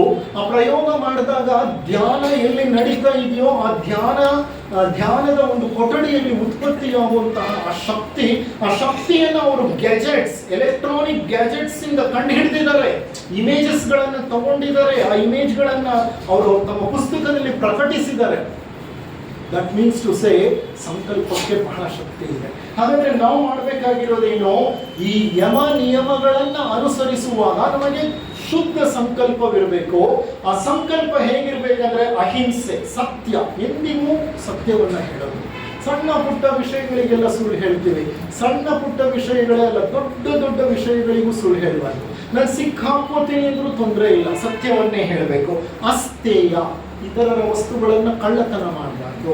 ವಸ್ತುಗಳೇ ಅಲ್ಲ, ವಿಷಯ ವಿಚಾರಗಳನ್ನ ಸಹ ಕಳ್ಳತನ ಮಾಡಬಾರ್ದು. ಬ್ರಹ್ಮಚರ್ಯ, ಇದನ್ನ ನಿಮ್ಗೆ ಹೇಳಲೇಬೇಕಾಗಿಲ್ಲ, ನಿಮ್ಗೆ ಅರ್ಥ ಆಗುತ್ತೆ ಬ್ರಹ್ಮಚರ್ಯ ಅಂದ್ರೆ ಏನು ಅಂತ. ಲೈಂಗಿಕ ಆಸೆಯಿಂದ, ಆಕಾಂಕ್ಷೆಯಿಂದ ದೂರ ಉಳ್ಕೊಳ್ಳೋದು. ಅಪರಿಗ್ರಹ, ಹಿತಮಿತವಾದ ಜೀವನ. ಬಹಳ ಕಡಿಮೆ ಸಂಪನ್ಮೂಲಗಳನ್ನು ಬಳಸುತ್ತಾ ನಾವು ಬದುಕುವಂತ ಬದುಕು ಅಪರಿಗ್ರಹದ ಬದುಕು. ಎಚ್ ನರಸಿಂಹಯ್ಯನವರು ಶಿಕ್ಷಣ ತಜ್ಞರು. 2 ಕಚ್ಚೆ, 2 ಜುಬ್ಬ, ಕೈಗೊಂದು ಕೋಲು, ತಿನ್ನಕ್ಕೊಂದು ತಟ್ಟೆ, ನೀರು ಕುಡಿಯೋಕ್ಕೊಂದು ಲೋಟ, ಇಷ್ಟೇ. He was MSc PhD. National ಕಾಲೇಜ್ನಲ್ಲಿ ಪ್ರಿನ್ಸಿಪಲ್ ಆಗಿ ರಿಟೈರ್ಡ್ ಆದವರು. ಅಪರಿಗ್ರಹವನ್ನು ಪರಿಪೂರ್ಣವಾಗಿ ರೂಢಿಸಿಕೊಂಡಿದ್ದರು. ಮಹಾತ್ಮ ಗಾಂಧಿ ಅಪರಿಗ್ರಹವನ್ನು ರೂಢಿಸಿಕೊಂಡಿದ್ದರು. ಅಂದ್ರೆ ಅಪರಿಗ್ರಹ ಅನ್ನೋದು ಹಿತಮಿತವಾದಂತಹ ಜೀವನ. ನಮ್ಮ ಆಸೆ ಆಕಾಂಕ್ಷೆಗಳು ಬಹಳ ಕಡಿಮೆ ಇರುತ್ತೆ ಅಲ್ಲಿ. ಇವೆಲ್ಲ ಯಮ. ಆದ್ರೆ ನಿಯಮ ಏನೋ, ನಿಯಮದಲ್ಲಿ ಶೌಚ, cleanliness, outward cleanliness, inward cleanliness. Inside ಸಹ ಕ್ಲೀನ್ ಆಗಿರ್ಬೇಕು. ಸರ್, ನಾನು ದಿನಕ್ಕೆ 3 ಬಾರಿ ಮಿಂದು ನಾನು ಹೊರಗೆ ಬರ್ತೇನೆ ಸರ್, ನಾನು ನಿಜವಾಗ್ಲೂ ಶುದ್ಧವಾಗಿ ಇಟ್ಕೊಂಡಿದ್ದೇನೆ. ಹೌದಪ್ಪ, ನಿನ್ನ ಶರೀರ ಶುದ್ಧವಾಗಿದೆ, ಸ್ಥೂಲ ಶರೀರ ಶುದ್ಧವಾಗಿದೆ. ನಿನ್ನ ಮನಸ್ಸು, ನಿನ್ನ ಭಾವನೆಗಳು, ನಿನ್ನ ಆಲೋಚನೆಗಳು ಒಂದು ಕಡೆ ನೀನೇ ಕುಳಿತುಕೊಂಡು ನೀನು ಜಸ್ಟ್ ನಿನ್ನನ್ನು ನೀನು ಗಮನಿಸು, ನಿನ್ನಲ್ಲಿ ಎಂತೆಂಥ ಆಲೋಚನೆಗಳು ಬರ್ತಿದೆ. ಬಹಳಷ್ಟು ಆಲೋಚನೆಗಳು ಸ್ವಾರ್ಥಕ್ಕೆ ಸಂಬಂಧಪಟ್ಟ ಆಲೋಚನೆಗಳು. ಎಷ್ಟರ ಮಟ್ಟಿಗೆ ನೀನು ನಿಸ್ವಾರ್ಥವಾಗಿ ಆಲೋಚನೆ ಮಾಡ್ತೀಯ? ನಿಸ್ವಾರ್ಥವೆಂಬ ಭಾವನೆ ನಿನ್ನಲ್ಲಿ ಎಷ್ಟಿದೆ? ಜನರಿಗೆ ಸೇವೆ ಮಾಡಬೇಕು, ಪಶುಗಳಿಗೆ ಸೇವೆ ಮಾಡಬೇಕು, ಸಮಾಜಕ್ಕೆ ಸೇವೆ ಮಾಡಬೇಕು ಅನ್ನೋ ಕಳಕಳಿ ನಿನ್ನಲ್ಲಿ ಎಲ್ಲಿದೆ? ನಿನ್ನ ಮನಸ್ಸು ಸದಾ ಸಂಗ್ರಹದಲ್ಲಿ ತೊಡಗಿದೆ. ಎಲ್ಲವನ್ನು ಸಂಗ್ರಹಿಸಬೇಕು, ಜ್ಞಾನವನ್ನು ಸಂಗ್ರಹಿಸಬೇಕು, ಹಣವನ್ನು ಸಂಗ್ರಹಿಸಬೇಕು, ಪ್ರೀತಿಯನ್ನು ಸಂಗ್ರಹಿಸಬೇಕು, ಪ್ರೇಮವನ್ನು ಸಂಗ್ರಹಿಸಬೇಕು, ಅಧಿಕಾರವನ್ನು ಸಂಗ್ರಹಿಸಬೇಕು. ಪ್ರತಿಯೊಂದನ್ನು ಸಂಗ್ರಹಿಸುತ್ತಾ ನೀನೇನ್ ಮಾಡ್ತೀನಿ ಅಂದ್ರೆ ನಿನ್ನ ಹೊರೆಯನ್ನ ಹೆಚ್ಚಿಸ್ಕೊಳ್ತೀಯ. ವಿಪರೀತ ಪುಸ್ತಕಗಳು ಸದಾ ಓದ್ತೀನಿ, ಜ್ಞಾನವನ್ನ ಹೆಚ್ಚಿಸ್ಕೊಳ್ತೀನಿ, ಜ್ಞಾನ ಹೊರೆಯಾಗಿ ಕೊಡ್ತಿದೆ. ಪಾಂಡಿತ್ಯ ಹೊರೆಯಾಗಿದೆ, ಹೊರೆ ಆಗಬಾರದು. ಪಾಂಡಿತ್ಯ ಹೊರೆ ಆಗಬಾರದು. ಯಾವಾಗ ಅದು ಹೊರೆ ಆಗಲ್ಲ, ಆ ಪಾಂಡಿತ್ಯ ನಿನ್ನಲ್ಲಿ ಏನಿದೆಯೋ ಅದನ್ನ ಪ್ರದರ್ಶನ ಮಾಡಬೇಡ, ಅದನ್ನ ಲೋಕ ಕಲ್ಯಾಣಕ್ಕಾಗಿ ವ್ಯಯಿಸಿಬಿಡು. ಲೋಕ ಕಲ್ಯಾಣಕ್ಕಾಗಿ ಪಾಂಡಿತ್ಯವನ್ನ ವ್ಯಯಿಸು, ಅದರ ಬದಲು ತರ್ಕಕ್ಕೆ ಇಳಿಬೇಡ. ಯಾರಾದ್ರೂ ನಿನ್ನೊಡನೆ ತರ್ಕ ಮಾಡಲಿಕ್ಕೆ ಬಂದ್ರೆ ಪಾಂಡಿತ್ಯದ ಹಂತದಲ್ಲಿ ನಮಸ್ಕಾರ ಮಾಡು. ನಾವು ಹೇಳ್ತಿರೋದ್ರಲ್ಲೂ ಒಂದು ಮಟ್ಟದ ಸತ್ಯ ಇರಬಹುದು ಸ್ವಾಮಿ, ನಾನು ಒಪ್ಪಿಕೊಳ್ಳುತ್ತೇನೆ, ಬಿಟ್ಬಿಡು. ತರ್ಕಕ್ಕಲ್ಲ ಪಾಂಡಿತ್ಯ, ಜಗಳಕ್ಕಲ್ಲ, ವಾಗ್ಯುದ್ಧಕ್ಕಲ್ಲ, ಗಲಾಟೆಗಲ್ಲ. ಕಾರಣ ಪ್ರತಿಯೊಬ್ಬ ಮನುಷ್ಯನು ತನ್ನ ಆ ಪರಿಸ್ಥಿತಿಯ ಬೆಳವಣಿಗೆಯಲ್ಲಿ ಯಾವುದನ್ನೋ ಒಂದನ್ನು ನಂಬಿ ವಿಶ್ವಾಸವಿಟ್ಟು ಮಾತನಾಡ್ತಾನೆ. ಅದರ ಮಾತಿನಲ್ಲಿ ಏನೋ ಹುರುಳಿರಬಹುದು. Let us not try to argue, let us stop arguing, stop completely arguing. ಅಂದ್ರೆ ಅರ್ಥ ಏನಂದ್ರೆ we need to be very clear with certain things. ಶೌಚ ಅನ್ನೋದು ಆಂತರಿಕ ಬಾಹ್ಯ ಎರಡೂ ಬರುತ್ತೆ. ಶೌಚ ಆದ್ಮೇಲೆ ತೃಪ್ತಿ, ಸಂತೋಷಕರವಾದ ಜೀವನ, ಉಲ್ಲಾಸಕರವಾದ ಜೀವನ. ಇರುವ ಕೆಲಸವ ಮಾಡು ಕಿರಿದೆನದೆ ಮನವಿಟ್ಟು, ದೊರೆತುದ ಹಸಾದವೆಂದುಣ್ಣು, ಭರಿಸು ಲೋಕದ ಭರವ ಪರಮಾರ್ಥವನ್ನು ಬಿಡದೆ, ಹೊರಡು ಕರೆ ಬರಲ್ ಅಳದೆ ಮಂಕುತಿಮ್ಮ. ಇರುವ ಕೆಲಸವ ಮಾಡು ಕಿರಿದೆನದೆ ಮನವಿಟ್ಟು. ಭಗವಂತ ನೀನು ಏನ್ ಕೆಲಸ ಕೊಟ್ಟಿದ್ದಾನೋ ಅದು ಚಿಕ್ಕದೋ ದೊಡ್ಡದೋ, ಅಯ್ಯೋ ಇದೆಂತ ಕೆಲಸ, ಕಸ ಗುಡಿಸೋ ಕೆಲಸ, ನನ್ಗೆ ಆಗಲ್ಲಪ್ಪ ಈ ಕೆಲಸ, ನಾನು BCom LLB ಓದಿದ್ದೀನಿ, ನನಗೆ ಏನಿದ್ರು ಲಾಯರ್ ಸಿಗಬೇಕು ಅನ್ಬೇಡ. ನೀನು ಆ ಟೈಮ್ನಲ್ಲಿ ನಿಮ್ಗೆ ಏನ್ ಕೆಲಸ ಕೊಟ್ಟಿದ್ದಾನೆ ಭಗವಂತ? ಕಸಪರ್ಕೆ ತಗೊಂಡು ಕಸ ಗುಡಿಸು. ಇರುವ ಕೆಲಸವ ಮಾಡು ಕಿರಿದೆನದೆ ಮನವಿಟ್ಟು, ದೊರೆತುದ ಹಸಾದವೆಂದುಣ್ಣು. ಏನ್ ಸಿಗುತ್ತೋ ನಿನಗೆ ಅದನ್ನ ಏನ್ ಮಾಡ್ಬೇಕು? ಇದು ಈಶ್ವರ ಪ್ರಸಾದ. ಏನೇ ಸಿಕ್ಲಿ, ಎಷ್ಟೇ ಸಿಕ್ಲಿ, ಅದನ್ನ ಈಶ್ವರನ ಪ್ರಸಾದ ಅಂತ ಕಣ್ಣಿಗುತ್ಕೊಂಡು ತಿನ್ನು ಅದನ್ನ ನೀನು. ಧರಿಸು ಲೋಕದ ಭರವ ಪರಮಾರ್ಥವನ್ನು ಬಿಡದೆ. ಈ ಲೋಕದಲ್ಲಿ ಇದ್ದ ಮೇಲೆ ಎಷ್ಟೋ ಸಮಸ್ಯೆಗಳು ಎದ್ದೇಳ್ತಾ ಇರುತ್ತೆ, ಎಷ್ಟೋ ಜನ ಚುಚ್ಚು ಮಾತುಗಳನ್ನ ಆಡ್ತಾ ಇರ್ತಾರೆ, ನೋಯಿಸ್ತಾ ಇರ್ತಾರೆ, ಎಷ್ಟೋ ಸಂದರ್ಭಗಳು ನಮಗೆ ವಿರುದ್ಧವಾಗಿ ಬರ್ತಾ ಇರುತ್ತೆ. ಈ ಎಲ್ಲ ಸಮಸ್ಯೆಗಳ ಮಧ್ಯೆ ಲೋಕದ ಭರವನ್ನ ಏನ್ ಮಾಡ್ಬೇಕು? ಪರಮಾತ್ಮನನ್ನ ನೆನೆಸಿಕೊಂಡು ಆ ಲೋಕದ ಭರವನ್ನ ಸಹಿಷ್ಣುತೆಯಿಂದ ಸಹಿಸಿಕೋ. ಈ ಶರೀರ ಇರೋದೇ ಕರ್ಮಗಳನ್ನ ಸವಿಸ್ಕೊಳ್ಳಿಕ್ಕೆ. ಯಾರು ಏನೇ ನಿನ್ನನ್ನ ನೋಯಿಸಿದ್ರು ಅದು ಅವರ ತಪ್ಪಲ್ಲ, ಅದು ನನ್ನ ಕರ್ಮ. ಎಷ್ಟು ಸುಲಭವಾದಂಥ ವಿಧಾನ. ಆ ರೀತಿ ಅರ್ಥ ಮಾಡ್ಕೊಂಡ್ಬಿಟ್ರೆ, ಯಾರು ಎಷ್ಟೇ ನೋವು ಕೊಟ್ಟರು ಅದು ನನ್ನ ಕರ್ಮ, ನಾನೇನೋ ಮಾಡಿದ್ದೆ, ಹಿಂದಿನ ಜನ್ಮಗಳಲ್ಲಿ ತಿಳಿದೇನೋ ಮಾಡಿದ್ದೀನಿ, ಹಿಂದಿನ ಜನ್ಮದಲ್ಲೂ ಮಾಡಿರಬಹುದು, ನನ್ನ ಕರ್ಮ ಫಲ. ಧರಿಸು ಲೋಕದ ಭರವ ಪರಮಾರ್ಥವನ್ನು ಬಿಡದೆ, ಹೊರಡು ಕರೆ ಬರಲ್ ಅಳದೆ ಮಂಕುತಿಮ್ಮ. ಯಮದೇವ, ಮೃತ್ಯುದೇವ ಒಂದು ದಿವಸ ಕರೆಯನ್ನು ಕಳಿಸ್ತಾನೆ, ಮೊಬೈಲಲ್ಲಿ ಕಾಲ್ ಮಾಡಿ ಹೇಳ್ತಾನೆ, ಅಯ್ಯ ನಾನು ಬರ್ತಾ ಇದ್ದೀನಿ, ರೆಡಿ ಇರು ಅಂತ. ತಕ್ಷಣ ನಾನು ಏನ್ ಮಾಡ್ಬೇಕು? ರೆಡಿ ಇರಬೇಕು. ಹೇಗೆ ರೆಡಿ ಇರಬೇಕು? ಯಾವಾಗಲೂ ಬಾಲ್ಯದಲ್ಲಿ ನನ್ನ ಜೊತೆ ಓದಿದಂತಹ ಒಬ್ಬ ಫ್ರೆಂಡು ಮಿಸ್ ಆಗ್ಬಿಟ್ಟಿದ್ದಾನೆ. ಅವನನ್ನ ಸುಮಾರು 50, 60, 70 ವರ್ಷಗಳ ಕಾಲ ನೋಡಿಲ್ಲ. ಈಗ ಫೋನ್ ಮಾಡ್ದ ಅವನು, yes my dear friend, I am coming with you. ಮೃತ್ಯು ದೇವತೆ ನಮ್ಮ ಫ್ರೆಂಡು. ಎಷ್ಟೋ ಸಲ ಆತ ಬಂದು ನನ್ನನ್ನು ಕರ್ಕೊಂಡು ಹೋಗಿದ್ದಾನೆ. ಇದು ಫಸ್ಟ್ ಅಲ್ಲ ಅವನು ಬರ್ತಾ ಇರೋದು. ನಾನು ಮರ್ತು ಹೋಗಿದ್ದೀನಿ. ನಾನು ಪ್ರೈಮರಿ ಸ್ಕೂಲ್ನಲ್ಲಿ ಇದ್ದಾಗಲೇ ಬಂದು ನನ್ನನ್ನು ಕರ್ಕೊಂಡು ಹೋಗಿದ್ದ ಅವನು. ಈಗ ಬರ್ತಾ ಇದ್ದಾನೆ. ಅವನು ಬಂದ ತಕ್ಷಣ ನಾನೇನು ಮಾಡಬೇಕು? ಎದ್ದು ಸೀದಾ ಬರ್ತಾ ಇರಬೇಕು, ರೆಡಿ ಇರಬೇಕು. ಅಂದರೆ ಅರ್ಥ ಏನಪ್ಪ ಅಂದರೆ, ನಮ್ಮ ಮನಸ್ಸು ತೃಪ್ತಿಯಿಂದಿರಬೇಕು. ತಪಸ್ಸು, ಸ್ವಾಧ್ಯಾಯ. ತಪಸ್ಸು ಅಂದರೆ ಶ್ರದ್ಧೆಯಿಂದ ಒಂದು ಕೆಲಸವನ್ನು ಮಾಡೋದು. ಯಾವ ಕೆಲಸವನ್ನ ಮಾಡ್ತೀವೋ ಆ ಕೆಲಸವನ್ನ ಶಿಸ್ತುಬದ್ಧವಾಗಿ ಮಾಡೋದು. ಹೇಗೆ ಅಂದ್ರೆ ಒಂದು ಮಸೂರವನ್ನ ತಗೊಂಡು ಸೂರ್ಯನ ಬೆಳಕಿಗೆ ಇಟ್ರೆ ಆ ಕಡೆ ಇಟ್ಟ ಕಾಗದ ಏನಾಗುತ್ತೆ? ಸುಟ್ಟು ಹೋಗುತ್ತೆ. ಯಾಕೆ ಸುಟ್ಟು ಹೋಗುತ್ತೆ? ಪ್ರಜ್ಞೆ ಪೂರ್ತಿ ಏನಾಗಿರುತ್ತೆ? ಆ ಒಂದು ಕೇಂದ್ರಕ್ಕೆ ಅದು ಫೋಕಸ್ ಆಗುತ್ತೆ. ಹಾಗೆ ನಾವು ಮಾಡ್ತಿರುವಂತ ಕೆಲಸವನ್ನು ಏಕಾಗ್ರತೆಯಿಂದ, ಶ್ರದ್ಧೆಯಿಂದ, ಪ್ರಾಮಾಣಿಕತೆಯಿಂದ, ನಿಸ್ವಾರ್ಥದಿಂದ ಕೆಲಸಕ್ಕೋಸ್ಕರ ಕೆಲಸವನ್ನ ಮಾಡೋದಿದೆಯಲ್ಲ, ಅದನ್ನ ನಾವು ತಪಸ್ಸು ಅಂತ ಕರಿತೀವಿ. ಋಷಿ ಮುನಿಗಳು ಅಂತ ತಪಸ್ಸನ್ನೇ ಮಾಡ್ತಾ ಇದ್ದವರು. ಅವರು ತಪಸ್ಸು ಮಾಡಿದ್ರೆ ವಿಪರೀತ ಶಾಖ ಉತ್ಪತ್ತಿ ಆಗ್ತಿತ್ತಂತೆ. ಅದಕ್ಕೆ ಭಗವಂತ ಪ್ರತ್ಯಕ್ಷವಾಗಿ ಅವರು ಯಾಕೆ ತಪಸ್ ಮಾಡ್ತಿದ್ದಾರೆ ಅಂತ ತಿಳ್ಕೊಂಡು ಅವರ ಯಾವ ಬೇಡಿಕೆಗಳಿದೆಯೋ ಅದನ್ನ ಈಡೇರಿಸುತ್ತಿದ್ದಂತೆ. ತಪಸ್ಸು ಅಂದ್ರೆ ಮಾಡೋ ಕೆಲಸವನ್ನ ಶಿಸ್ತುಬದ್ಧವಾಗಿ ಮಾಡುವಂಥದ್ದು. ನಂತರ ಸ್ವಾಧ್ಯಾಯ. ಸ್ವಾಧ್ಯಾಯ ಅಂದ್ರೆ ನಮ್ಮ ಜೀವನವನ್ನ ನಾವೇ ಪರಿಶೀಲಿಸೋದು. ಪ್ರತಿನಿತ್ಯ ರಾತ್ರಿ ಮಲಗಲಿಕ್ಕೆ ಮೊದಲು ಆ ದಿನ ಎಲ್ಲ ಯಾವ ಘಟನೆಗಳು ನಡೆಯುತ್ತೋ ಅದನ್ನು ಸೂಕ್ಷ್ಮವಾಗಿ ಪರಿಶೀಲಿಸಿ ಅಲ್ಲಿ ನಾನೆಲ್ಲಿ ಎಡವಿದ್ದೀನಿ, ನಾನೆಲ್ಲಿ ತಪ್ಪು ಮಾಡಿದ್ದೀನಿ ಅದನ್ನು ಗುರುತಿಸಿ ಆ ತಪ್ಪನ್ನು ಪುನಃ ಮಾಡದೇ ಇರುವಂತಹ ಒಂದು ಚಾಕಚಕ್ಯತೆ. That means to say analysing our life day to day and understanding the hidden lessons in our life. ನಾವು ಈ ಕೆಲಸ ಮಾಡದೆ ಹೋದರೆ ನಮ್ಮಲ್ಲಿ ಆಧ್ಯಾತ್ಮಿಕ ಪ್ರಗತಿ ಆಗಲಿಕ್ಕೆ ಸಾಧ್ಯವೇ ಇಲ್ಲ. ಇದನ್ನ ಸ್ವಾಧ್ಯಾಯ ಅಂತ ಕರೀತಾರೆ. ಕೊನೆಯದಾಗಿ ಈಶ್ವರ ಪ್ರಣಿಧಾನ. ಈಶ್ವರ ಪ್ರಣಿಧಾನ ಅಂದ್ರೆ surrendering to God, surrendering to the Almighty. Okay, ನಿಮಗೆ ಈಶ್ವರನೋ, ವಿಷ್ಣುವೋ, ಬ್ರಹ್ಮನೋ, ಇಂದ್ರನೋ, ವಾಯುವೋ, ಯಾವುದೋ ನೀವು ಯಾವ ಒಂದು ತತ್ವವನ್ನು ಭಗವಂತ ಅಂತ ನಂಬ್ತಿರೋ ಆ ಭಗವಂತನಿಗೆ ಶರಣಾಗೋದು. ಹೇಗೆ ಶರಣಾಗೋದು? ಸರ್, ನಾನು ವಾರಣಾಸಿಗೆ ಹೋಗಿ ಸಾಷ್ಟಾಂಗ ನಮಸ್ಕಾರ ಮಾಡಿ ಶರಣಾಗ್ಬಿಟ್ಟೆ ಸರ್, ನಾನು ಶರಣಾಗತನಾಗಿದ್ದೀನಿ ಅಂತ ಹೇಳಿದ ತಕ್ಷಣ ಅಲ್ಲಿಗೆ ಶರಣಾಗತಿ ಸಂಪೂರ್ಣವಾಗಿ ಕರಗಿ ಹೋಯಿತು. ಶರಣಾಗತನಾದ ವ್ಯಕ್ತಿ ನಾನು ಶರಣಾಗುತ್ತಿದ್ದೇನೆ ಅಂತ ಹೇಳೋದೇ ಇಲ್ಲ. ಶರಣಾಗುತ್ತಿದ್ದೇನೆ ಅಂತ ಹೇಳಿದ್ರೆ ಅದು ನನ್ನ ಅಹಂ ಕೆಲಸ ಮಾಡ್ತಾ ಇದೆ. ಹಾಗಾದ್ರೆ ಶರಣಾಗತಿ ಅಂದ್ರೆ ಏನು? Total acceptance of what ever has come in my way. Total acceptance. ಏನು ನನ್ನ ಜೀವನದಲ್ಲಿ ನನಗೆ ಎದುರಾಗಿ ಬರುತ್ತೋ ಅದನ್ನ ಪರಿಪೂರ್ಣವಾಗಿ ಸ್ವೀಕರಿಸಿ ಬಿಡೋದು. ಪರಿಪೂರ್ಣವಾಗಿ ಸ್ವೀಕರಿಸುವುದು. ಪರಿಪೂರ್ಣವಾಗಿ ಸ್ವೀಕರಿಸುವುದು ಅಂದ್ರೆ ನೋ ರಿಯಾಕ್ಷನ್, ಓನ್ಲಿ ರೆಸ್ಪಾನ್ಸ್. ಏನೇ ಜರುಗಿದರೂ ನಾನು ಪ್ರತಿಸ್ಪಂದನವನ್ನು ನೀಡ್ತೇನೆ, ಆದರೆ ಪ್ರತಿಕ್ರಿಯೆಯನ್ನು ನೀಡೋದಿಲ್ಲ. ಪ್ರತಿಕ್ರಿಯೆಯನ್ನು ನೀಡಬೇಕು. ನನ್ನ ಮಗ ಕೆಟ್ಟು ಹೋಗ್ತಿದ್ದಾನೆ, ಕೆಟ್ಟ ಹುಡುಗರ ಸಹವಾಸ ಮಾಡ್ತಿದ್ದಾನೆ. ಪ್ರತಿಕ್ರಿಯೆ ಏನು? ನಾನು ಕೋಪ ಮಾಡ್ಕೊಳ್ಳೋದು, ಕ್ರೋಧಿತನಾಗೋದು, ವ್ಯಗ್ರನಾಗೋದು, ಆತನನ್ನ ಜರೆಯುವುದು, ಹಿಡ್ಕೊಂಡು ಹೊಡೆಯೋದು, ಬಡಿಯೋದು, ಇದು ಪ್ರತಿಕ್ರಿಯೆ. You should not react. ಅದು ಒಂದು ಆತ್ಮ.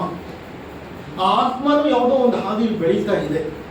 ಇರಬಹುದು, ನನ್ನ ದೃಷ್ಟಿಯಲ್ಲಿ ಅದು ತಪ್ಪು, ಸಮಾಜದ ದೃಷ್ಟಿಯಲ್ಲೂ ಅದು ತಪ್ಪು, ಕರೆಕ್ಟ್. ಅದನ್ನು ತಿದ್ದಿ ತೀಡುವಂಥ ಕರ್ತವ್ಯ ನನಗೆ. ನಾನೇನು ಮಾಡಬೇಕು? ನನ್ನ ಸಹನೆ ತಾಳ್ಮೆಯಿಂದ ಅದನ್ನು ತಿದ್ದಿ ತೀಡಲಿಕ್ಕೆ ಪ್ರಯತ್ನ ಮಾಡಬೇಕು. ಎಷ್ಟು ಪ್ರಯತ್ನ ಪಡಬೇಕು ಅಷ್ಟು ಪ್ರಯತ್ನ ಪಡಬೇಕು.